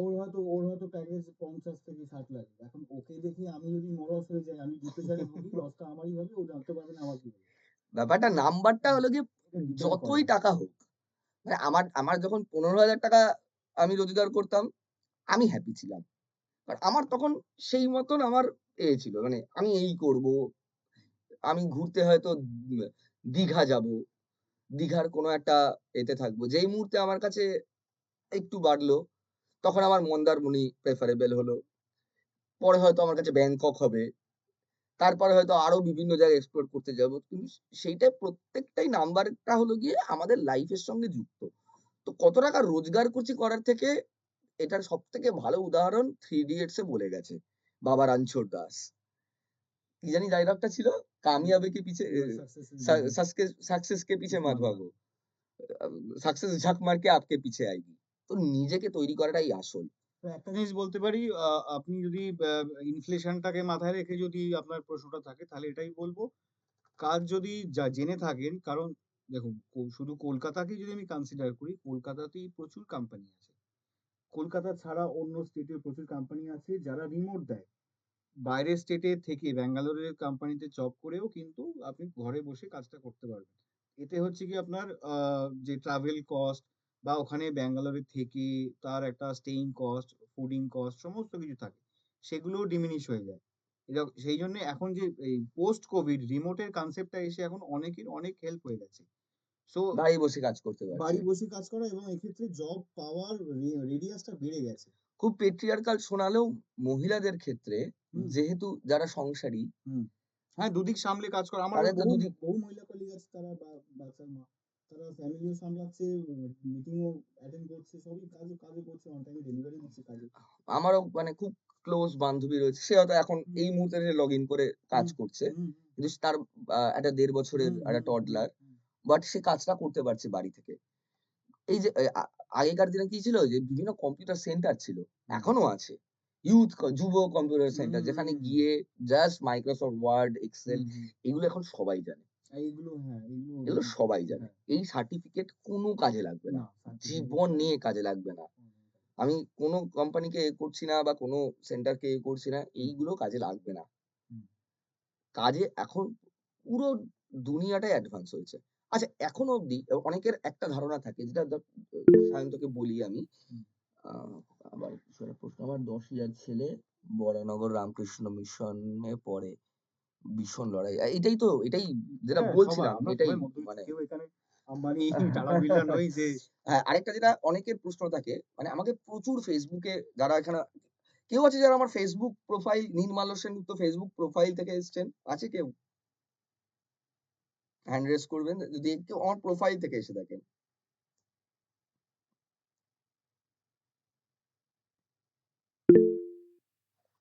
হুম, একজন। আচ্ছা। প্রচুর আমাকে গালাগাল খেতে হয়েছে হুম, যে বাংলায় কোনদিন টেকনোলজি শেখা যায় না। হুম। এতক্ষণ আমরা প্রায় ১ ঘন্টার কাছাকাছি হতে পারল কি? প্রায় ১ ঘন্টা। প্রায় ১ ঘন্টা। বাংলায় কথা বললাম। কারোর এটা যদি আমরা হিন্দিতে বলতাম বা ইংলিশে বলতাম, আমার মনে হয় এই নাম্বারটা থাকতো না। হুম। সবাই বেরিয়ে চলে যেত। হ্যাঁ, কোডিংটা আপনাকে ইংরেজিতেই লিখতে হবে। হ্যাঁ, সেটা তো কিছু তো নোটসটা আপনি ইংলিশে পাবেন। হুম, কিন্তু এই যে বাংলা, আমরা যারা বাঙালি, আমি চাইলে হিন্দিতে চলে গেলে আমার যদি বুঝে অ্যাজ আ বিজনেস হ্যাঁ, পার্সপেক্টিভ এ দেখি আমার কাছে অনেক বড় একটা ব্র্যাকেট চলে আসতো। হয়তো পুরো ইন্ডিয়াটাই প্রায় সাউথ হুম, ইন্ডিয়া হুম। ও বাদ দিলে বাকিটা চলে আসতো। অনেক বাঙালি ইউটিউবার ইংলিশে কথা বলে জাস্ট হিন্দিতে because of just abroad for এর রিচ। Customer acquisition. আমার ওই মানে কাস্টমার অ্যাকুইজিশন বা স্টুডেন্ট যেকোনো টেক আল্টিমেটলি স্বাচ্ছন্দ্যটা থাকবে না নিজের কিন্তু আমি মাতৃভাষায় কথা এখনো যদি আমি বললে। করি হিন্দিতে করব কাদের জন্য? যারা হিন্দিতেই পড়ায়, যারা হিন্দিতেই শিখতে হবে তারা বাংলা জানেই না।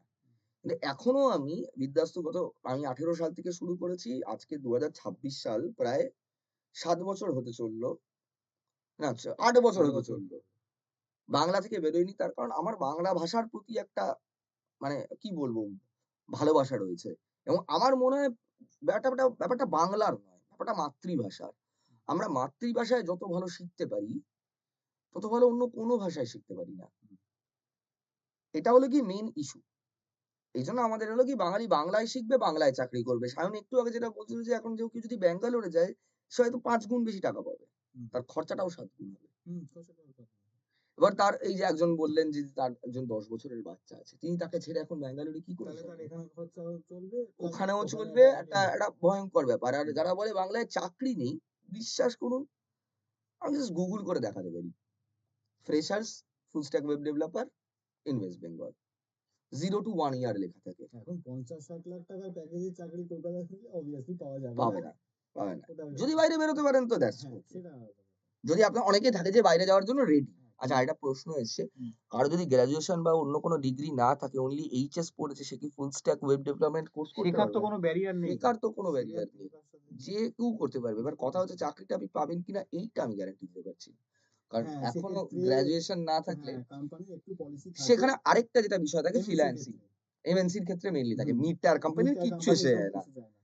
কাজ না কাজ জানলে জানলে রাতের করে আমার দেবে। কি দরকার? ক্লাস 8 পাস হোক আমার ওয়েবসাইট হ্যাঁ, ২ দিনে বানিয়ে দিচ্ছে। ব্যাস। আরেকজন এমটেক হুম, বা পিএইচডি করে এসেছে সে আমার কাজ ২ মাসে করছে। আমার এসে যাবে? না। কাজ না জানলে মিড টায়ার কোম্পানি কি কেউই রাখবে না, একদিনেই রাখবে। হ্যাঁ। কাজ জানতে হবে। এবার এমএনসি তে একটু বেরিয়াস চলে হ্যাঁ, আসে। সেটা কখন কেটে যায়? একটা এক্সপেরিয়েন্স নিয়ে যদি তাও বোধহয় কিছু টিসিএস যেমন নেবেই না বোধহয় গ্র্যাজুয়েশন ছাড়া। না টিসিএস টিসিএস গ্র্যাজুয়েশন ছাড়া নেবে না। নেবে না। সেক্ষেত্রে আমি বলব আপনি একটা আইবিএম নেয়। আইবিএম কিন্তু আইবিএম একটু নিচ্ছে একটু আজকাল। একটু আউট অফ দ্য বক্স ওদের থিংকিং। ওরা কাজ যদি ভালো জেনে থাকে আর এক্সপেরিয়েন্স থাকে ওরা নেবে। নিয়ে নেয়। হুম। আ এটার থেকেও আমি একটা বলতে পারবো একটা যে আপনি একটা ধরুন একটা মিটার কোম্পানিতে কাজ করতে শুরু করে দিয়েছেন। প্রচুর এখন কি বলে ওই এইটা আমাদের মাথায় একটা জিনিস বসে গেছে যে আইবিএম, টিসিএস, কগনিজেন্ট এইগুলো ছাড়া ভালো কোম্পানি কোম্পানি হয় না। নেই। কিন্তু এরকম অনেক কোম্পানি আছে মানে যাদের হয়তো বাইরে থেকে দেখলে বোঝা যাবে না। কারোর গ্যাপ থাকলে কি এমএনসি তে কোনদিন নেবে? গ্যাপ গ্যাপটা একটু ম্যাটার করে। হ্যাঁ, সেই ক্ষেত্রেই তো বলছি। ওইজন্যই সবাইকে ফার্স্ট এ বলছি একটুখানি গ্যাপটা ফার্স্ট এ ঢাকা পড়বে এক্সপেরিয়েন্স দিয়ে। এক্সপেরিয়েন্স দিয়ে। হুম, আপনি একটা কোথাও ঢুকে যান। Just enter. হুম, এই রোববারই ডিজিটাল মার্কেটিং এর আমাদের এক স্টুডেন্ট আসছে। ওর গ্যাপ হয়ে গিয়েছিল। ওকে। ও টিউশন করত। হুম। ইস এ জেম। তো আরো আরো আইরনিক একটা যদি বলি হুম, আমাদেরই বন্ধু সে আ ফ 2nd ইয়ার থেকে 3rd ইয়ারে উঠে তার রিয়াল লাইফ হয়েছে। আমি নামটা বলছি না। হুম। তো সে এখন শিবপুরে বিই কলেজ থেকে এখন পিএইচডি করছে সে। আচ্ছা। আর তাকে স্পন্সর করেছে আরসিসি ইনস্টিটিউট অফ আরে টেকনোলজি। অসাধারণ। সেখানে সে ফ্যাকাল্টি এবং তাদেরই স্পন্সরশিপে সে আ পিএইচডি করছে। আল্টিমেটলি আপনি কি জানেন সেটা ম্যাটার সেটা করছে। ম্যাটার করছে। নলেজটা ম্যাটার করে। আমারই একটা খুব হাস্যকর এক্সপেরিয়েন্স বলি। আমি কলেজ থেকে গ্লোবসিনের সার্টিফিকেশন করি .NET এ। একটা অ্যাপ্লিকেশন বানিয়েছিলাম, সবাই আমরা বানিয়েছিলাম। আমরা সবাই করেছিলাম। Final year. তো আমি সেই সার্টিফিকেটটা নিয়ে লাফাতে পাস করার পরের দিনই কলকাতার একটা ওই যে কোম্পানিতে আমার গিয়েছিলাম। যাদবপুর ইউনিভার্সিটির থিসিস পড়ে আছে। হুম। তো আমাকে ওটা খুলে এখন যদি বলে কি করেছিস আমি বলতে পারব না।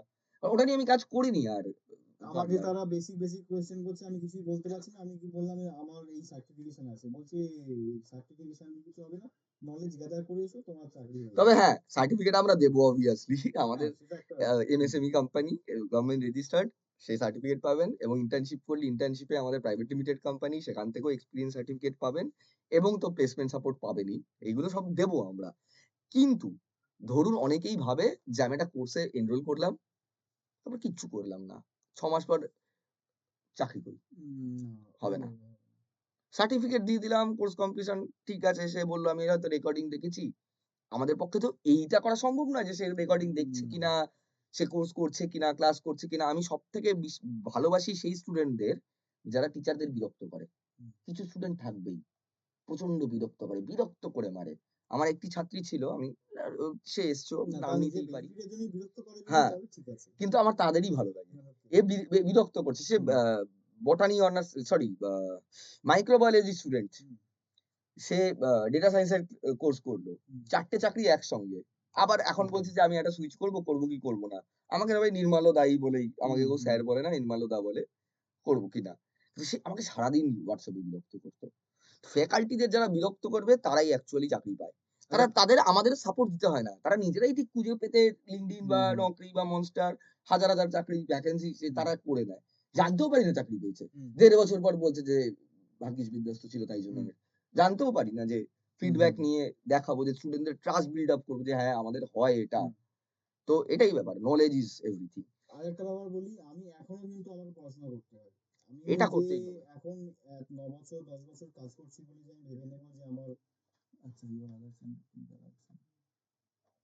এটা এক্সেল ওই ইন মূলত আদার সেন্টার থেকে যারা এক্সেল ইন্টারনেট করছে ব্যাক ওরা অফিস কি জব। ব্যাক হ্যাঁ, অফিস কেন জব। পাবে না? ব্যাক অফিস তো এখন মানে ফার্স্ট যেটা কাটা যাবে ব্যাক অফিস জব। এটাই এআই করে দেবে। হ্যাঁ, হ্যাঁ। কারণ এক্সেলটা তো ফেলে দিলেই তো এআই করে দিচ্ছে সব। ব্যাক অফিস জব যেটা সবাই খুব পছন্দ এখন করে, এআই অ্যাসিস্ট্যান্ট বেরিয়ে গেছে যেগুলো কল সেন্টারে জব হয়। ফ্লিপকার্ট বা অ্যামাজনে। সবই তো অটোমেট এআই, হয়ে যাবে। সবই এআই দিয়ে অটোমেট। 1 2 প্রেস করে এই এমআইএস ইলেকট্রিসিটি চলে অ্যান্ড গেলে ব্যাক অফিস এই দুটোর তো হ্যাঁ, চাপ আছে। গ্যাস সিলিন্ডার বুক করতে যাওয়া বা ইলেকট্রিসিটি চলে গেলে আমরা যে ডকেট করি, সেক্ষেত্রে তো এআই দিয়েই অটোমেটেড ভয়েস আর দিয়েই তো মানুষ আমাদের হয়। মানে মানুষ না কেউ নিচ্ছে না। কারণ একটা মানুষ কতজনকে সার্ভ করবে এট এ টাইম? এবং তার জন্য তো খরচাও আছে। খরচা আছে তো। আমার যেখানে ৳১৫,০০০ স্যালারি হুম, দিত, আমার ৳৪,০০০ একটা এআই ১০ জনের কাজ করে হুম, দিচ্ছে। হুম। এই কাজগুলোই কিন্তু কিছু জায়গায় এআই সত্যি রিপ্লেস করছে রিপ্লেস কিন্তু করবে। কিছু জায়গা রিপ্লেস করতে পারবে না। যেখানে ক্রিয়েটিভিটির জায়গা আছে বা যেখানে কমপ্লেক্স এমন কিছু লজিক আছে যেগুলো এআই দিয়ে ওইভাবে স্ট্রংলি বিল্ড আপ করা যাবে না। মানে চোখে এআই হলো চোখে ঠুলি পড়া। হুম, আমাকে একদম ফোকাসড। বাট কিছু জায়গায় কিছু কেন বলব, বহু জায়গায় হুম, মানুষের মাথা চলতে হবে। হুম, হুম। আজকে এআই এই যে দিয়ে আমি আর সায়ন বসে এখানে কথা বলছি, আমি এটা তো এআই দিয়ে করতে পারবো কোনদিন? না। বা এই যে প্রশ্নগুলো এই করছে এই উত্তর এই রিয়েলিটি গুলো আসবে এটা না কি করে সেখানে। ও আসবে? তার মতো করে একটা জাস্ট বাঁধা গল্প তাহলে কি দরকার ছিল? আমি ঝেড়ে বলতাম যে বলে দেবে। ChatGPT করে নিন আমাদের হুম, কোর্স সম্পর্কে। তাহলে আমরা এইখানে বসে আছি কেন? হুম।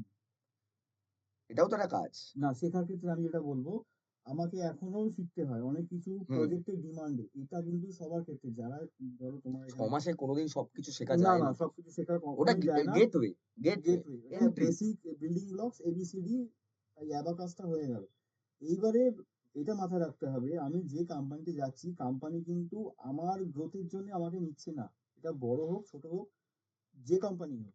তারা তাদের ব্যবসাটা যাতে আমাকে দিয়ে ফুলফিল করতে পারে এবং তার একটা পার্সেন্টেজ আমাকে অ্যাজ এ স্যালারি তারা মান্থলি প্রোভাইড করতে পারে। সেই পারপাসে তারা আমাকে নিচ্ছে। এইজন্যই যে জব পোস্টিং গুলো হয় তার মেইন ফান্ডাটাই হচ্ছে এইটা। আশা করি এখানে সবাই এটা বেসিক এটা আশা করি সবাই বুঝতে পারছে। তো আইটির ক্ষেত্রেও তাই। বেসিক বিল্ডিং ব্লকটা শিখে নেওয়ার পরে কিন্তু ডেইলি হোক বা উইকলি হোক ডেডিকেটেডলি নিজেকে আপগ্রেড করতে হবে। আমরা আমি যেটা বলি যে ৬ মাসের কোর্স, হুম, উইকলি ১ দিন করে ক্লাস, হুম। উইকলি ১ দিন করে ক্লাস। ক্লাস বাকি কোর্সটা কিন্তু ৬ মাস। বাকি ৬ মানে দিন অ্যাকচুয়ালি হ্যাঁ, দ্যাট ইস 30 into 6। হুম। বাকি ৬ দিন নিজেকে প্র্যাকটিস নিজেকে করতে হবে। করতে হবে। হুম, কিছুটা টাইম হোক। হুম, ১ ঘন্টা হোক, ১.৫ ঘন্টা হোক। হুম। Self learning must. আজ আমি যে টেক লিড পজিশনে আছি, আমি যদি কালকে লার্নিং ছেড়ে দিই, আমি যদি সেটব্যাক করে যাই যে না আমি যতটুকু শিখেছি ওটাই আমার এনাফ। জন্য এনাফ, তুই আমি ভাবলি। ওটা দিয়েই চালিয়ে যাবো। আর আমার দরকার নেই। তাহলে হয়ে আমি গেল। কিন্তু সামনের মাসে আমার লে অফ হয়ে যাবে। আমি আবার 0 তে ফিরে আসবো। তো এরকম অনেকের দেখেছি যারা একটা টেকনোলজিতে ছিল। আমারই এক কলিগের রিসেন্টলি টিসিএস এর লে অফের সময় লে অফ হয়ে গেছে, মাস লে অফের সময়। সে মেইন ফ্রেমে কাজ করত ছেলেটি। প্রচুর টাকা স্যালারি পেত এবং সিনিয়র আর্কিটেক্ট পজিশনে ছিল। কিন্তু তার মেইন ড্রব্যাক কি? সে শুধু মেইন ফ্রেমেই কাজ জানত। অন্য কোনো টেকনোলজি সে কোনোদিন ঘেঁটেও দেখেনি, করতেও যায়নি। এবার যখন তাকে অন্য প্রজেক্টে ফেলা হচ্ছে অন্য টেকনোলজিতে, সে তখন সেখানে বোবা। সে কিছু বলতেই পারছে না, ইন্টারভিউ ক্র্যাক করতে পারল না। মাঝখান থেকে কি হলো? তার টিসিএস এর হাই পেইং জব, কলকাতায় তার বাড়ি। কলকাতায় গীতাঞ্জলি পার্কে সে বসতো। হালকা-ফুলকা কাজ ছিল তার। চাকরিটা চলে গেল। এখনো সে চাকরি পায়নি। আমি লে সেই কথা অফ বলব। এইগুলোর কারণে হচ্ছে। এইগুলোর কারণে হয়। স্যার Lovable দিয়ে তো আমরা ওয়েবসাইট অ্যান্ড টুলস মেক করতে পারি। আ আসলে হ্যাঁ, সেটা পারবে আ কিন্তু সেটা কাজ করিয়ে দেখাও একটুখানি SEO টা করিয়ে দেখাও তার। ওয়েবসাইট তো বানালে। হ্যাঁ, না ওয়েবসাইট বানালে এবার যদি ধরো আমি তোমাকে বলি একটা আ Flipkart এর মতো বা Amazon এর মতো একটা ওয়েবসাইট বানাও যে এট এ টাইম ১,০০,০০,০০০ ইউজারের লোড নিতে পারবে।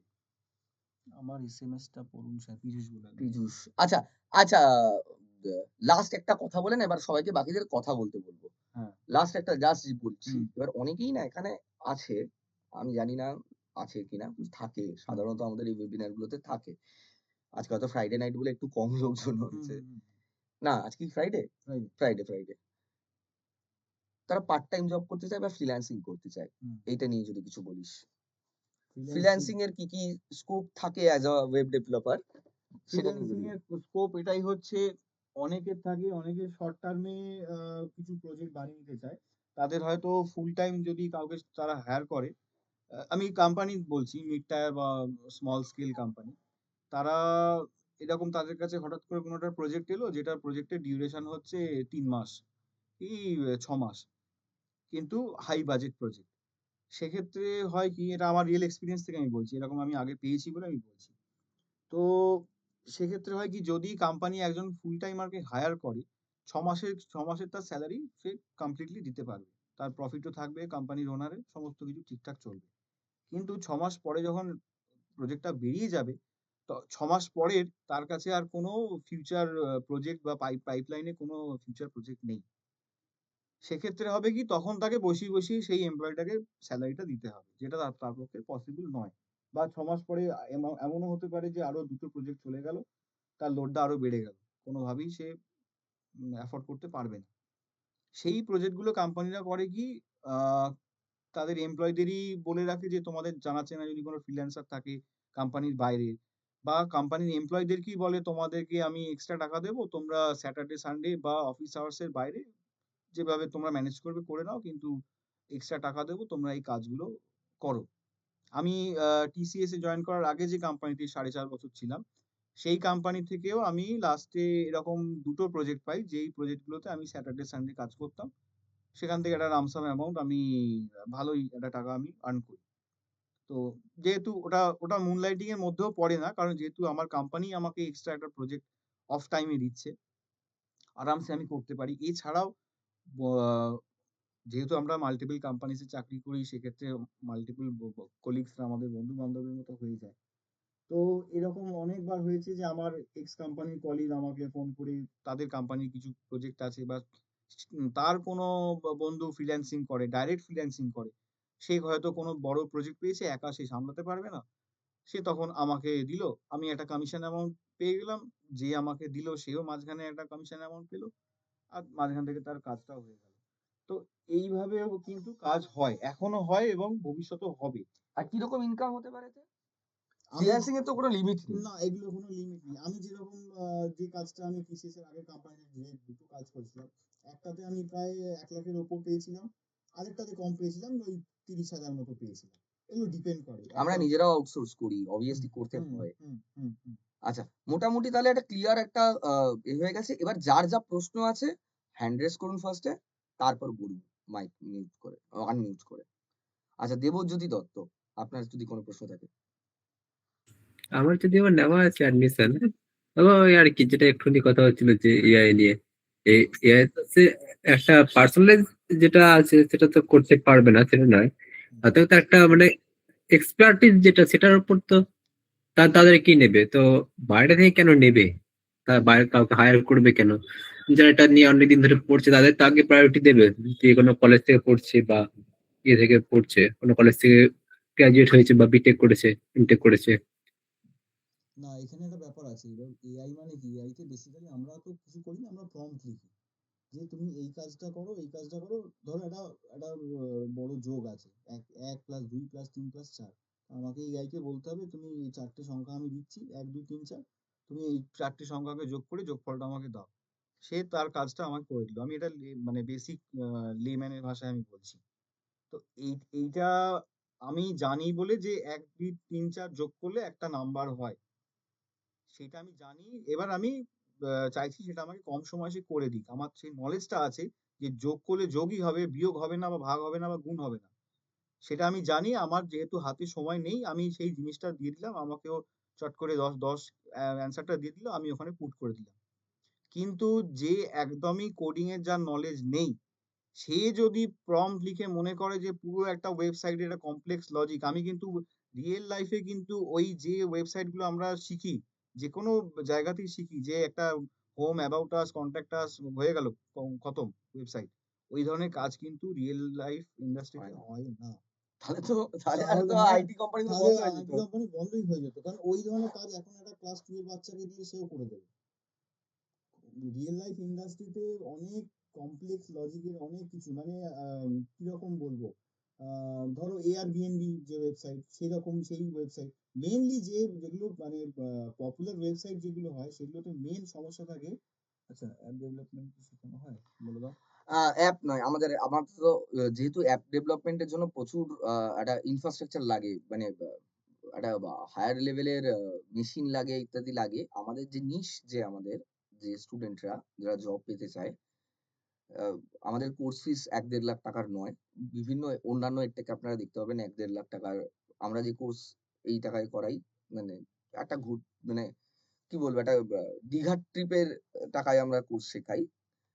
সেই কোর্সই সেম সিলেবাস ২.৫ লাখ ৩ লাখ টাকায় করায়।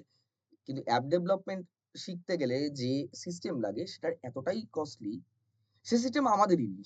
হুম, হুম, যে আমাদের যে শেখাবো ২-২.৫ লাখ টাকা লাগে একটা সিস্টেম, মানে সেটা না হলে ফ্লাটার হোক বা কোটলিন হোক, হুম। এই কাজ করা পসিবল নয়। ওয়েব আর ডেভেলপমেন্ট করতে গেলে তো আমরা এই ল্যাপটপই হয়ে যাবে আমার। আরেকটা সুবিধা আছে ফুল স্ট্যাক ওয়েব ডেভেলপমেন্টের মধ্যে, হচ্ছে রিঅ্যাক্ট আছে। হ্যাঁ, রিঅ্যাক্টের সাথে রিঅ্যাক্ট নেটিভের অনেকটাই মিল আছে। হ্যাঁ, কিছু কিছু যেহেতু ওটা মোবাইল স্পেসিফিক, কিছু কিছু ওদের কিওয়ার্ডস গুলো থাকে, টাচেবল ওপাসিটি বা টেক্সট ভিউ স্ক্রল, সেইগুলো ছাড়া বাকি ইন্টারনাল লজিক পুরোটাই রিঅ্যাক্ট বেসিক। তো হ্যাঁ। রিঅ্যাক্ট যদি ভালো করে শেখা যায়, রিঅ্যাক্ট নেটিভও কিন্তু শেখা যায়। আমি রিঅ্যাক্ট নেটিভের ডেভেলপার নই, কিন্তু আমি রিঅ্যাক্ট নেটিভের কি কি হয়, আমি যে কারণগুলো বলছি এগুলো আমি জানি, কারণ আমিও ঘেঁটেছি। আমি ওয়েব ডেভেলপার হই। তো এই ওয়েব ডেভেলপমেন্টে যদি কেউ রিঅ্যাক্ট ভালো করে শেখে, তার কাছে রিঅ্যাক্ট নেটিভটা জলপায়। আর রিঅ্যাক্ট নেটিভের মেন প্লাস পয়েন্ট হচ্ছে রিঅ্যাক্ট নেটিভ দিয়ে তৈরি করা অ্যাপ অ্যান্ড্রয়েডেও চলবে, আবার iOS এও আইওএসও চলবে। চলবে। আরেকটা আছে progressive web app. Progressive web অ্যাপটা হচ্ছে মানে একটা ব্রাউজারই, কিন্তু সেটা মোবাইলেতে অ্যাজ অ্যান অ্যাপ আইকন হিসেবে ওটা স্টোর হয়ে যায়।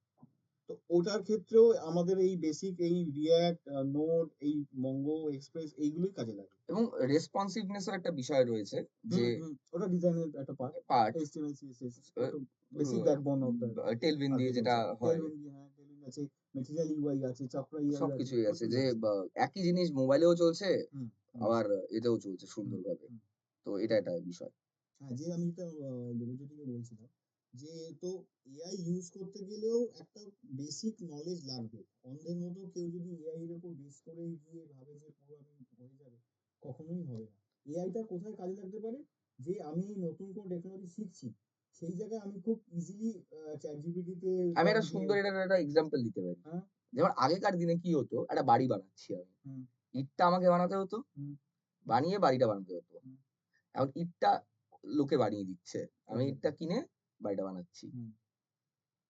খালি ইটটা বানানো আমাকে বন্ধ করতে হয়েছে, বন্ধ করতে হবে। মানে আমার দরকার পড়ছে না, আমি না, না। রেডিমেড পাচ্ছি। হুম, এআই তাই, হুম, ইটটা বানিয়ে দিচ্ছে, হুম, হুম। বাড়িটা এআই বানাতে পারবে না। না। যেটা বানাবে ধুস করে পড়ে যাবে। সিমেন্ট মাখাটাও তাই। সিমেন্ট আগে হাতে মাখতে হতো, ওই এখন জেনারেটর দিয়ে। মেশিন এখন চলে মেশিন চলে এসছে, এসেছে, জেনারেটর চলছে, চলে যাচ্ছে। হ্যান্ডমেড যে আগে কনসেপ্ট ছিল, হুম, আস্তে হুম। আস্তে হ্যান্ডমেড গুলোর দাম বেড়ে যাচ্ছে, কারণ ওটা হ্যান্ডমেড বলছে। এক্স্যাক্টলি, এক্সক্লুসিভ আগে তো হয়ে যাচ্ছে। হ্যান্ডমেডই হতো, আগে হ্যান্ডমেডই হতো। এখন মেশিন এক্স্যাক্টলি, দিয়ে হচ্ছে। এক্স্যাক্টলি।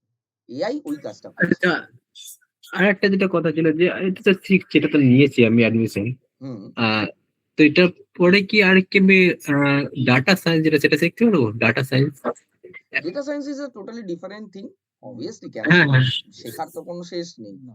চাইলেই জয়েন করতে পারেন আপনি। না, আমার যেহেতু আর্ট ব্যাকগ্রাউন্ড, আমরা একবার লিখেছিলেন একবারে যে সায়েন্স ব্যাকগ্রাউন্ড লাগবে, সেজন্য আমি জিজ্ঞেস করছি। তাহলে আমি বলবো যে ডোন্ট গো ফর দ্যাট, কারণ ওখানে স্ট্যাটিস্টিক্স, ম্যাথস প্রচন্ড হুম। পরিমাণে একটা, মানে শিখতে পারে না এরকম কেউ হয় না, কিন্তু না। যখন ওয়েব ডেভেলপমেন্ট আপনি অ্যাডমিশন নিয়ে নিয়েছেন, এখানেই থাকুক না, ওখানে আমার রিলের কাজ সেক্রেট করতে গেলে পার্সোনালি ইচ্ছা আছে পড়ে এমনি আর কি। হ্যাঁ, সে সেটা সেক্রেট করতেই ইচ্ছা। পারেন। আপনি শিখতে যদি চান আপনি শিখতেই পারেন। আমি আর্টস ব্যাকগ্রাউন্ডের একটাই কারণে বারণ করি। হুম, আগে আমরা কোনো ব্যারিয়ার রাখতাম না। এখন আমরা সাজেস্ট করি যে don't go for it. But কারণ আমরা দেখতে পেরেছি আ ১০ রিয়েল জনের লাইফে মধ্যে কাজ ৪ করতে জন গিয়ে পারছে হয়তো না করতে। সে বুঝতেই পারছে না KNN কি বা ডিপ লার্নিং কি বা নিউরাল নেটওয়ার্কিং কি। তাদের একটা কাজ প্রবলেম হয়ে আপনি যাচ্ছে। করতে পারেন, আপনার যদি ন্যাক থাকে তাহলে এটার সাথে সাথে ChatGPT তে প্রম্পট লিখে আপনি এভাবে লিখতে পারেন যে I want to learn basic things about AI machine learning, guide me thoroughly। এইভাবে প্রম্পট লিখে দেখতে পারেন, আপনাকে একটা বেসিক ও আউটলাইন দিয়ে দেবে। যে এবার আপনার দেখতে পাচ্ছেন যে আপনি বুঝতে পারছেন বুঝতে পারছেন না ইজিলি। তাহলে তো তাহলে হ্যাঁ, you can go for that. Hmm, আচ্ছা, আচ্ছা ঠিক আছে। ওইভাবে করতে আচ্ছা পারেন। আর কারো কোনো প্রশ্ন যদি থাকে হ্যান্ড রেজ করবেন প্লিজ। ফুল স্ট্যাক ডেভেলপে সাথে ডিজিটাল মার্কেটিং পারফরম্যান্স শিখতে চাই দাদা, একটু হেল্প করবে? আমাদের তো কি বলে ডিজিটাল মার্কেটিং এরও কোর্স রয়েছে। যদি দুটো শেখা থাকে মানে তারপরে যদি কেউ চাকরি না পায় সে কাজ করেনি। মানে সে কোর্স করেনি। কাজ জানি চাই, কাজ digital marketing, content writing, full stack web development, digital marketing যদি দুটো জানা থাকে, মানে এই ৩ টের যে কম্বো মানে তারপরে কাজ না পেলে ভাই আমার কিছু বলার নেই আর। মানে ভ্যাকেন্সি এরকম হয়েছে আমার ৬৩ জন স্টুডেন্ট একটা ব্যাচে ৮৫ টা ভ্যাকেন্সি এসছে, পাঠাতে পেরেছি ৪ জনকে। কারণ 10% ছেড়ে দিয়েছে, কোর্স করেনি, বাকিরা পেয়ে গেছে। ডিজিটাল মার্কেটিং আমাদের হয় যে ১ম ১ মাসে যেহেতু SEO শেখানো হয়, তারা চাকরি পেয়ে যায়। কারণ SEO ডেভেলপার মানে SEO মানে যারা জানে। তো যদি দুটো করতে চান obviously কোনো অসুবিধা নেই। আর কারো কোনো প্রশ্ন? সৌরভ দে। হ্যাঁ, সৌরভ দে বলুন। হ্যাঁ, হ্যালো স্যার, আমি বর্ধমান থেকে বলছি। তো বলুন। আপনি যে এই কোর্সটার সম্বন্ধে বলছেন, আমার এই কোডিং সম্বন্ধে কোনো ধারণা নেই। কিচ্ছু ধারণা লাগবে না। একদম কাকে বলে থেকে শেখানো শুরু হবে। আচ্ছা, এর জন্য আমাকে যে একটা কম্পিউটার মানে কনফিগারেশনের মানে বলুন, কম্পিউটারটা i3 কিভাবে কনফিগারেশন প্রসেসর, 8 জিবি RAM ডান। আমার কম্পিউটারটা তাই। কোনো ম্যাকবুক সুপার কম্পিউটার লাগে না। কিচ্ছু লাগে না। আমি নিজে সেকেন্ড হ্যান্ড ভাঙা ল্যাপটপ দিয়ে শুরু করেছি। আমি একটা উদাহরণ দিই। স্ক্রিন তো শেয়ারই রয়েছে। আর উদাহরণ দেখাচ্ছি। গেলাম। আমি এখানে না, গিয়ে একটা স্ক্রিন শেয়ার আছে কি? স্ক্রিন শেয়ার আছে কি? না, নেই। না বোধহয়। আচ্ছা আমি একটু স্ক্রিনটা শেয়ার করছি। না। হ্যাঁ, হ্যাঁ, আমি একটু স্ক্রিনটা শেয়ার করছি। আমি দেখিয়ে দিচ্ছি। ছোট্ট জিনিস। আমি ফুল স্ট্যাক ওয়েব ডেভেলপার নই। আমার এখানে এত বড় একজন স্পেশালিস্ট বসে আছে তাও। হ্যাঁ, স্পেশালিস্ট তো এবার আমার যদি আমি ব্যাকগ্রাউন্ডটা বলি তাহলে হয়তো লোকজন ভরসা আচ্ছা পাবে আমি না। একটুখানি টেক্সট ডকুমেন্ট হ্যাঁ, খুললাম একটা, ঠিক আছে? এটাকে ওপেন করি। আমার ছেলেদের ল্যাপটপ এরকমই হয়, হ্যাঁ? প্রচুর জিনিসপত্র থাকে। আমার ওয়াইফের ল্যাপটপ দেখলে সবাই ভাবে আহাহা! কত সুন্দর। আমার এরকমই। এইজন্য এত স্লো। আচ্ছা এগুলোকে একটু আমি কেটে দিই। এটা খুললাম, ঠিক আছে? আমি লিখি একটু বড় করে দিই। প্লাসটা কোথায়? এই যে। হ্যাঁ। কেউ একটা নাম বলুন আপনাদের কারোর একটা নাম বলুন। ওই সৌরভই জিজ্ঞেস করো।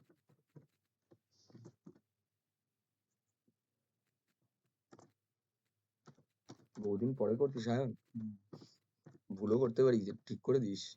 না, আমি লেম্যানের ভাষায় বোঝাতে পারি প্রোগ্রামিংটা কি। উনি যদি যেহেতু হ্যাঁ, জানেন না। একজন কেউ একটা নাম বলুন।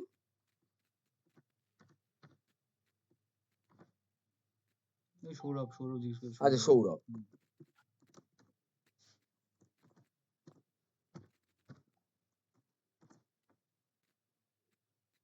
আচ্ছা এটা সেভ করছি, ঠিক আছে? এখানে গেলাম, সেভ অ্যাজ। আমি সৌরভই নাম দেবো। সৌরভ যখন বলেছে সৌরভ। এখানে গিয়ে আমি এটা অল ফাইলস করছি। গিয়ে ডট HTML আমি রাখছি ডেস্কটপেই, ঠিক আছে? সেভ। কোথায় গেল? এই রে, এবার সৌরভ খুঁজে পাবো কি করে? এই যে আমি দেখতে পাচ্ছি এখানে একটা গুগল ক্রোমের একটা চলে এসছে, লোগো চলে এসছে। গুগল ক্রোম জাস্ট ওয়ান্স করি, এটা একটা ওয়েবসাইট। হ্যাঁ, হ্যাঁ, যদি বেসিক ধরতে যাই তাহলে এটা একটা ওয়েবসাইট। জাস্ট এটা করতে আমার ফাইলের এক্সটেনশনটা জাস্ট হ্যাঁ প্রোগ্রামিংটা আমি যদি লেমেনের ভাষায় আপনাকে বোঝাই তাহলে এরকমই হবে। ধরুন আমি আমার জল তেষ্টা পেয়েছে, আমি একজন একটা হোটেলে গিয়েছি, একটা ওয়েটারকে বললাম আমাকে 1 গ্লাস জল দিন। সে আমাকে জল দিয়ে গেল 1 গ্লাস। এবার আমি খাবার খাচ্ছি। খাবার খেতে, খেতে আমার গ্লাসটা অনেক সময় আমরা এরকম দেখেছি যে হোটেলেতে আমাদের গ্লাস হয়তো শেষ হয়ে গেছে খাবার। কিন্তু আমরা খাওয়ার মাঝপথে আছি, ডিনার বা লাঞ্চ যাই হোক। অনেক সময় দেখেছি ওয়েটারদেরকে বলতে হয় না, তারা নিজে থেকে এসে আমাদের গ্লাসটাকে ফিল করে নিয়ে যায়। তার জন্য কিন্তু তাকে দ্বিতীয়বার ডাকতে হয় না। তারা ওখানে আশপাশে ঘোরাফেরা করে। তারা নোটিস করে যে কার গ্লাস এম্পটি আছে বা কার প্লেট মানে খাবার খালি হয়ে গেছে বা কি হয়েছে বা বিল পে হয়ে গেছে, সে বসে আছে বিলটা নেওয়ার জন্য। এটাকেই আমরা প্রোগ্রামিং হিসেবে বলতে পারি। প্রোগ্রামিংটা আর কিছুই নয়, আমি একটা সেট অফ ইনস্ট্রাকশন একজন কাউকে দিচ্ছি। যেমন হোটেলে গেলে আমরা ওয়েটারকে দিই, সেমনি প্রোগ্রামিং এর ক্ষেত্রে আমরা কম্পিউটারকে বলে দিচ্ছি, ভাই আমি তোমাকে এই পার্টিকুলার কিছু, এবার কম্পিউটারের ভাষায় তাকে বোঝাতে হবে। হোটেলে গিয়ে আমরা যেমন ওয়েটার যদি বাঙালি হয় তাকে আমরা বাংলায় বললাম, সে হিন্দি ভাষী হলে হিন্দিতে বললাম, বা যদি আমরা সাউথ ইন্ডিয়ায় যাই তাহলে হিন্দিতেও বলতে পারি, বা কেউ সাউথ ইন্ডিয়ান ভাষা জানলে, তামিল তেলেগু জানলে সেই ভাষায়, যে ভাষায় সে বুঝতে পারবে। মোদ্দা কথা কম্পিউটারের ক্ষেত্রেও তাই। কিছু ইনস্ট্রাকশন। এই যে নির্মাল্য যেটা লিখলো যে HTML ওপরে লিখে নিচে /HTML, তার ভেতরে ও লিখলো H1 এর মধ্যে সৌরভ। তো HTML আর /HTML টা যখনই ও লিখলো আর ফাইলটাকে .html দিয়ে সেভ করলো, কম্পিউটার বুঝে গেল যে এইটা একটা ওয়েবসাইট রিলেটেড ফাইল তৈরি হয়েছে। এবার কি তৈরি হয়েছে না, ওর ভেতরে সৌরভ লেখা আছে। এবার টেক্সট, হ্যাঁ, সৌরভটা তার কিভাবে লেখা আছে, স্টাইলিংটা কিভাবে করব হ্যাঁ, সেটার জন্য H1 এ CSS লেখা আসে, আছে। Correct. Cascading style sheet. Cascading এবার স্টাইল। কিছু ভেরিফিকেশন থাকে বা কিছু ডায়নামিক্স জিনিসপত্র থাকে, সেগুলোর জন্য জাভাস্ক্রিপ্ট আসে, রিঅ্যাক্ট আসে আরো সেটাকে উন্নত করার জন্য। এবার ব্যাকএন্ড থাকে, সৌরভের ওই ওয়েবসাইটটার ব্যাকএন্ডে কিছু ছিল না, না। ওটার জন্য একটা ব্যাকএন্ড থাকে, যে ব্যাকএন্ডে একটা লজিক থাকে যে এই হলে এই হবে। হুম। তারপরে ডেটা থাকে, কিছু ডেটার জন্য জায়গা না, থাকে। আমি যদি একদম বেয়ার মিনিমাম হিসেবে বুঝাই তাহলে এই যে একবার খোলো ফাইলটা, শেয়ার করতে হবে স্ক্রিনটা শেয়ার করে দিই। আচ্ছা, হ্যাঁ,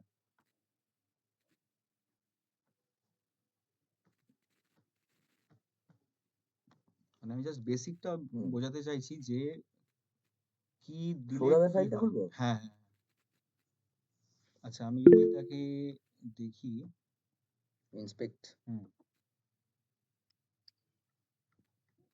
এবারে এটা লেখা আছে H1 এর মধ্যে। এবার H1 মানে হচ্ছে হেডিং 1, মানে হচ্ছে সবথেকে বড় যে ফন্টের সাইজটা হয়। A4 পেপার যেরকম A4 হ্যাঁ। A3 ওই রকমই। এবার যদি আমি এটাকে H6 করে দিই,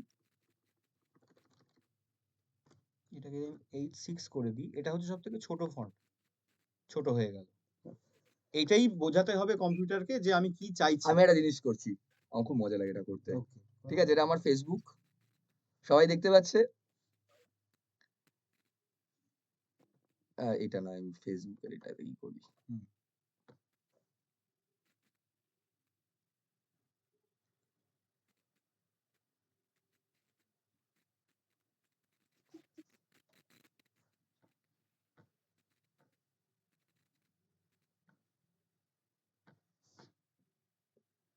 কিছুটা চেঞ্জ করে দেবো। ডিলিট মেরে দে, উড়ে যাবে।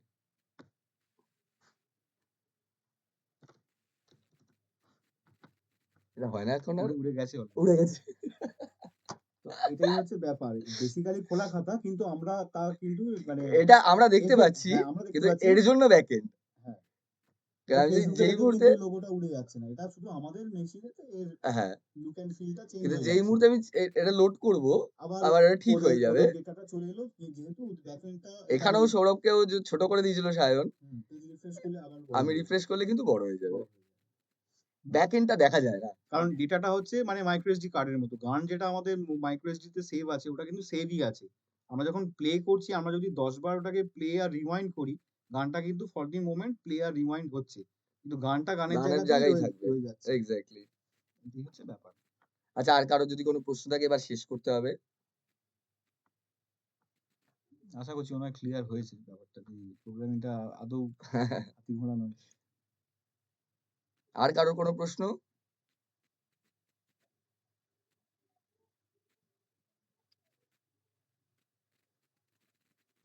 আচ্ছা নেই। ঠিক আছে। তো আমার যেটা ওই বক্তব্য, আমার এই যে আরেকটা প্রশ্ন। ফুল স্ট্যাক ডেভেলপমেন্টে কি জানা মাস্ট? HTML, CSS যেকোনো কিছুতে জানতেই হবে। এটা কাঠামো বা কঙ্কাল বলতে পারি। HTML হলো বডি, CSS হলো জামাকাপড়। তারপরে জাভাস্ক্রিপ্ট জানতে হবে। তার সঙ্গে জানতে হবে React.js, Node.js, Express.js, Node.js এরই একটা এক্সটেনশন। বহু টেকনোলজি আছে, কিন্তু যেগুলো পপুলার সেগুলো মানে এই নেক্সট ভিউ, মতো হ্যাঁ। মঙ্গো, রিঅ্যাক্ট, নোড আর এক্সপ্রেস। মার্ন যেটাকে বলা হয়। মার্ন মঙ্গো এক্সপ্রেস, মার্ন রিঅ্যাক্ট নোড। বলা হয়, এম হলো MongoDB, ই হলো Express.js, আর হলো React.js, এন হলো Node.js। পেমেন্ট গেটওয়ে গুলো ইনবিল্ট আছে, ওগুলো ইন্টিগ্রেট করতে হয়। পেমেন্ট গেটওয়ে আলাদা করে কেউ ওরকমভাবে বানায় না, বা কোম্পানিরও ডিমান্ড থাকে না। আমরা বানাচ্ছি। ওকে, এটা ডিমান্ড স্পেসিফিক। হ্যাঁ, ডিমান্ড স্পেসিফিক, বাট সাধারণত রেজারপে, এখন ফোন পে হ্যাঁ হ্যাঁ হ্যাঁ হয়েছে, হ্যাঁ, ওগুলো ওগুলো মার্কেটে ইমপ্লিমেন্ট করতে হয়। এগুলো ইমপ্লিমেন্ট করতে পুরোটাই ই-কমার্সের এগুলো সমস্ত শেখানো হবে। ওটা না জানলে যে পুরোটাই ক্যারিয়ারটা ব্যর্থ, ওরকম কোনো ব্যাপার নেই। ওটা একটা এগুলো part। শেখানো হয়, কোনো মানে হাতি ঘোড়া নয়। ওয়ার্ডপ্রেস নিয়ে বলছিলে যে হ্যাঁ একজন। হ্যাঁ হ্যাঁ। ওয়ার্ডপ্রেসে কমার্স বলে একটা বিষয় রয়েছে, যেখান হুম। থেকে ইজিলি খুব সহজে পেমেন্ট গেটওয়ে করতে ওয়ার্ডপ্রেসেও হয়। রিঅ্যাক্টের ইন্টিগ্রেশন হচ্ছে, হ্যাঁ, খুবই ভালো রকম হচ্ছে। এবং ওয়ার্ডপ্রেসে কোডিং লিখতে হয় না। এলিমেন্টার বলে একটা বিষয় রয়েছে, সেখানে সবকিছু আগে কোড লেখা থাকে। না, কাস্টমাইজ বাট করতে গেলে, কাস্টম হ্যাঁ, কি করতে গেলে, কাস্টমাইজ করতে গেলে শিখতে হবে।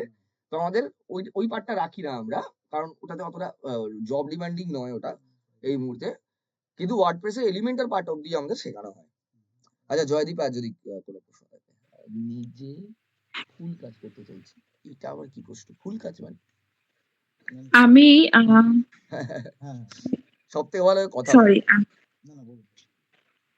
হ্যাঁ, আমি জয়তিবা বলছি আমার যেহেতু আর্ট ব্যাকগ্রাউন্ড রয়েছে, সেই জন্যই গ্রাফিক ডিজাইনিং এ ভর্তি হওয়া। হুম। তো এক্ষেত্রে এই বেসিক কোর্সটা করার পরে মানে আর্টটাকেই যদি আমি এআই এর মাধ্যমে, এআই এর জগতে যদি আমি অ্যাজ এ ডিজাইনার আর্ট মানে হাই মানে ডেফিনিশন যেটা বলতে চাই আর্টের, সেইভাবে যদি ক্যারিয়ারটাকে নিয়ে যেতে চাই, এবং আমি 40+ এজে এসেও আমি ভাবছি নিজেকে যে আরো 5 বছর আমি নিজেকে টাইম দেবো আচ্ছা, কেরিয়ার গ্রোথ করার জন্য।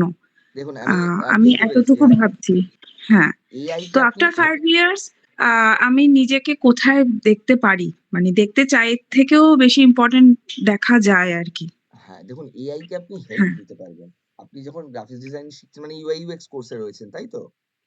না আমি বেসিক গ্রাফিকই শুরু করেছি এখনো, আমি ইউআইএক্স এখনো করিনি, এটার পরে করব আমি। আচ্ছা, ব্যাপারটা হচ্ছে হ্যাঁ, এআই কোনোদিন আপনার থেকে ক্রিয়েটিভিটি আপনার উপরে যেতে পারবে না, কারণ মানুষই তো দিচ্ছে। এআই আলটিমেটলি কি, মানুষ তার একটা পার্সপেক্টিভ, যেগুলো বিভিন্ন ওয়েবসাইটে বা ইন্টারনেটে ছড়িয়ে আছে, সেটা দিচ্ছে। কিন্তু ক্রিয়েটিভ যদি আপনি নিজে 5 বছর পর দেখতে চান নিজেকে, কোথায় যে প্রশ্নটা আপনি করলেন, সেটার জন্য আপনাকেই নিজেকে সেই ক্রিয়েটিভনেসে নিয়ে যেতে হবে।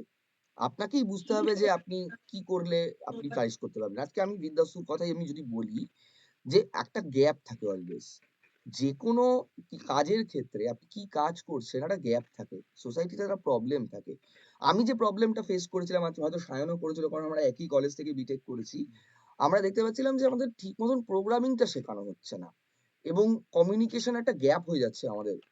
তো সেখান থেকে এটার শুরুয়াত বিদ্যাস্তুর। যে এই যে এত সুন্দর আমরা একটা, যেটা ওয়ার্কশপ বা ওয়েবিনারের বদলে আমরা নাম দিয়েছি কেরিয়ার আড্ডা, এটা আড্ডা মারছি। অনেকে বেরিয়ে গেছে, রাত হয়ে গেছে, সবাই আমারও খিদে পেয়ে গেছে ভাই। যাই হোক, কিন্তু এই যে আড্ডার ছলে আমরা একটা সুন্দর একটা কেরিয়ার নিয়ে আলোচনা করছি, এই গ্যাপটা তো ছিল মার্কেটে। যে গ্রাফিক ডিজাইনে উনি যেটা বলছেন, এটা আমি আরেকটা অন্যভাবে বলতে পারি। হুম, এই যে গ্রাফিক ডিজাইনটা বেসিক্যালি মানে ফার্স্ট যদি ইউসেজ হয়, সেগুলো হয় অ্যাডভার্টাইজমেন্ট বা মিডিয়া সেগমেন্টেতে এর ভাস্ট ইউসেজ আছে। সব জায়গায় আছে ভাই এখন গ্রাফিক্স আমি আমার হ্যাঁ, নিজের লাগে নিজের হ্যাঁ, না আমি ব্রডার অ্যাসপেক্ট যদি আমি বলি হ্যাঁ না আমার পার্সোনাল না, নলেজ সেটা থেকে এআই বলছি। দিয়ে যদি আমি করাই আমি তাহলে বিটাতে রেখেছি কেন গ্রাফিক্স ডিজাইনার? হ্যাঁ, হ্যাঁ, কারণ ওই ক্রিয়েটিভিটি হিউম্যান ক্রিয়েটিভিটি লাগবেই লাগবে। কিছু করার নেই। ভালো লাগবে না, লোকদের চোখেই আসবে না। হুম, 100 বার, প্রত্যেকদিন বদলায়। 100 বার, 100 এটাকে বার। বলে অ্যাড ফ্যাটিগ। মানে যদি আপনি গ্রাফিক্স ডিজাইন বলুন বা ইউআই ইউএক্স বলুন, হুম, কি বলে ওয়েবসাইটের ফ্রন্ট এন্ড বলুন, হুম, খুব খারাপ লাগছে আমি এটা আজকে ভিডিওটা কিছুতেই আমি অন করতে পারলাম না হুম, রেকর্ডিং চলছে বলে। তাহলে আমি দেখাতে পারতাম যে আমাদের যে নিজস্ব ওয়েবসাইট আমাদের প্রতিদিন চেঞ্জ করতে হয়। তার কারণ মানুষ যদি একই জিনিস বারবার চোখে আসে না আমাদের ভাল লাগে না। একই সবটাই তো খাবারও আমরা ধরি না ডেইলি। যেরকম হুম, রোজ বিরিয়ানি খেতেও ভালো লাগবে না, রোজ হুম, ডাল ভাত খেতেও ভালো লাগবে না। এক্সাক্টলি। তো সেইখানেই ক্রিয়েটিভিটিটার জায়গাটা থাকে যে আপনি কিভাবে নিজেকে আরো বেশি অন্য কিছু দিতে পারেন। এই মার্কেটে টিকে থাকার একটাই রুল আছে, মানে খুব মানে শুনতে খারাপ লাগলেও খারাপ, ভালো লাগলেও ভালো, সেটা হচ্ছে নিজেকে আপগ্রেড করতে হবে। একদম। একটা জিনিসে আটকে থাকলে হবে না। গ্রাফিক ডিজাইনিং যদি আপনি আপনি যে ফিল্ডেই শেখেন, থাকুন। আমি বলবো আপনি গ্রাফিক ডিজাইনিং এর থেকে ওয়েব ডিজাইনিং, মানে যে ফিল্ডে আছেন সেই ফিল্ডটাকে পুরোটা নিয়ে নিন এবং পুরো নলেজটা রাখুন এবং চেষ্টা করুন যে আরো যদি কিছু এক্সট্রা নলেজ শেখা যায়। অ্যানিমেশন আছে, অ্যানিমেশন একটা মোশন হিউজ গ্রাফিক্স পার্ট, আছে। মোশন গ্রাফিক্স আছে, যেগুলো অনেক ইউটিউব চ্যানেলেতে হিউজ তাদের ডিমান্ড থাকে, ইউসেজ হয়। আমারই দরকার। তো এইগুলি এবার ডিমান্ড থাকা মানেই আমার একটা জবের স্কোপ ওখানে একটা ক্রিয়েট হয়ে যাবে। এক্সাক্টলি। সেটা কেউ ফ্রিতে কাজ তো করাবে না, সে একটা পেমেন্ট দিয়েই কাজ করাবে। তো এইভাবেই বেসিক্যালি একটার পর একটা সেগমেন্ট গুলো ওপেন হয়ে যায়। আচ্ছা, আমি লাস্ট এই প্রশ্নটা করে আজকে এটা শেষ করব। দাদা আপনি কি কি সাবজেক্ট নিজে নেন এই কোর্সে? আমি এইখানে স্পেশালাইজড নই ভাই। আমি এই কোম্পানির ফাউন্ডার। যিনি তোমাদের ক্লাস করাবেন বা করাবেন তিনি একটা কোম্পানির সিইও। একটা আমার যে সেকেন্ড কোম্পানিটা আছে তার সিইও। তিনি শেখাবেন। আমি ওই সৌরভ নামের একটা ওয়েব পেজ তৈরি করতে পারবো বা হয়তো একটা ফ্রন্ট এন্ড তৈরি করতে পারবো, কারণ আমি কাজ করেছিলাম। আমাকে লোকজন চেনে পাইথন পড়ানো হিসেবে। আমি শুধুমাত্র আমাদের যে ডেটা সায়েন্সের কোর্স আছে তাতে শুধু পাইথন পড়াই। আর বাকিরা সবাই ইন্ডাস্ট্রি এক্সপার্টস এবং সায়নের মতনই এক্সপিরিয়েন্সড মানুষজন ১০-১২ বছর ধরে ইন্ডাস্ট্রিতে কাজ করছে। আমাদের প্রত্যেকটা কোর্সই তাই হয়।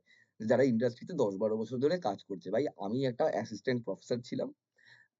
আ আর বিভিন্ন ২-৩ টে প্রাইভেট কলেজে পড়িয়েছি। আমার দৌড় ওইটুকুন পড়ানো অবধি যেটা আমি পাইথন প্রোগ্রামিং পড়াই। বাকি যারা হচ্ছে তারা ইন্ডাস্ট্রিতে কাজ করছে, রিয়াল টাইম প্রজেক্টে কাজ করছে। তারা আমার থেকে অনেক বেশি নলেজেবল। তারা ওয়ার্কশপ নেবে, সেগুলো দেখবেন, কাজ করবেন। আচ্ছা, খুব ভালো লাগলো বাংলাতে কেরিয়ার আলোচনা শুনে। আপনারা যেভাবে গাইড করলেন আমি চিরকৃতজ্ঞ। ভালো থাকবেন আপনারা সবাই। অত্যন্ত ধন্যবাদ। ছেলের অনলাইন ক্লাস শুরু হলো, স্যার একটা লিংক দিয়ে দিয়েছেন। সরি তাই লেফট করলাম। ঠিক আছে, ভেরি গুড। আচ্ছা, আমরাও তাহলে আজকে লিভ করছি। এরপর যদি কোনো প্রশ্ন থাকে আমি একটা ফোন নাম্বার দিয়ে রাখছি। ২ টো ফোন নাম্বার দিয়ে রাখছি।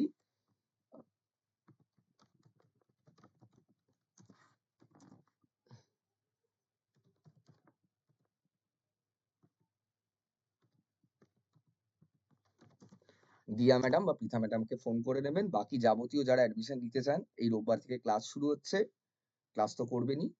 সে ক্লাসে জয়েন করুন, কোর্স করুন। সবাইকে শুভরাত্রি জানানোর আগে বলি যে আপনাদের দুর্দান্ত একটা কেরিয়ার হোক। আপনারা হুম, যেভাবেই কেরিয়ার তৈরি করতে হুম। চাইছেন, নলেজ যদি থাকে কেউ আটকাতে পারবে কেউ না। আটকাতে পারবে না। এবং থ্যাংকস আ লট সায়ন এতটা মোস্ট সময় ওয়েলকাম, দেওয়ার মোস্ট জন্য। ওয়েলকাম।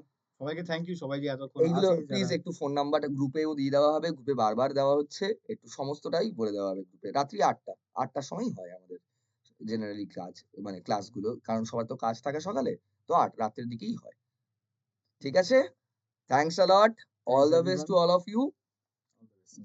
খুব ভালো ক্যারিয়ার হোক, দুর্দান্ত হোক, এবং যেটা বলে সব আমরা ওয়েবিনার শেষ করি, বাঙালি বাংলায় শিখবে, বাংলায় চাকরি করবে। ধন্যবাদ। শুভরাত্রি।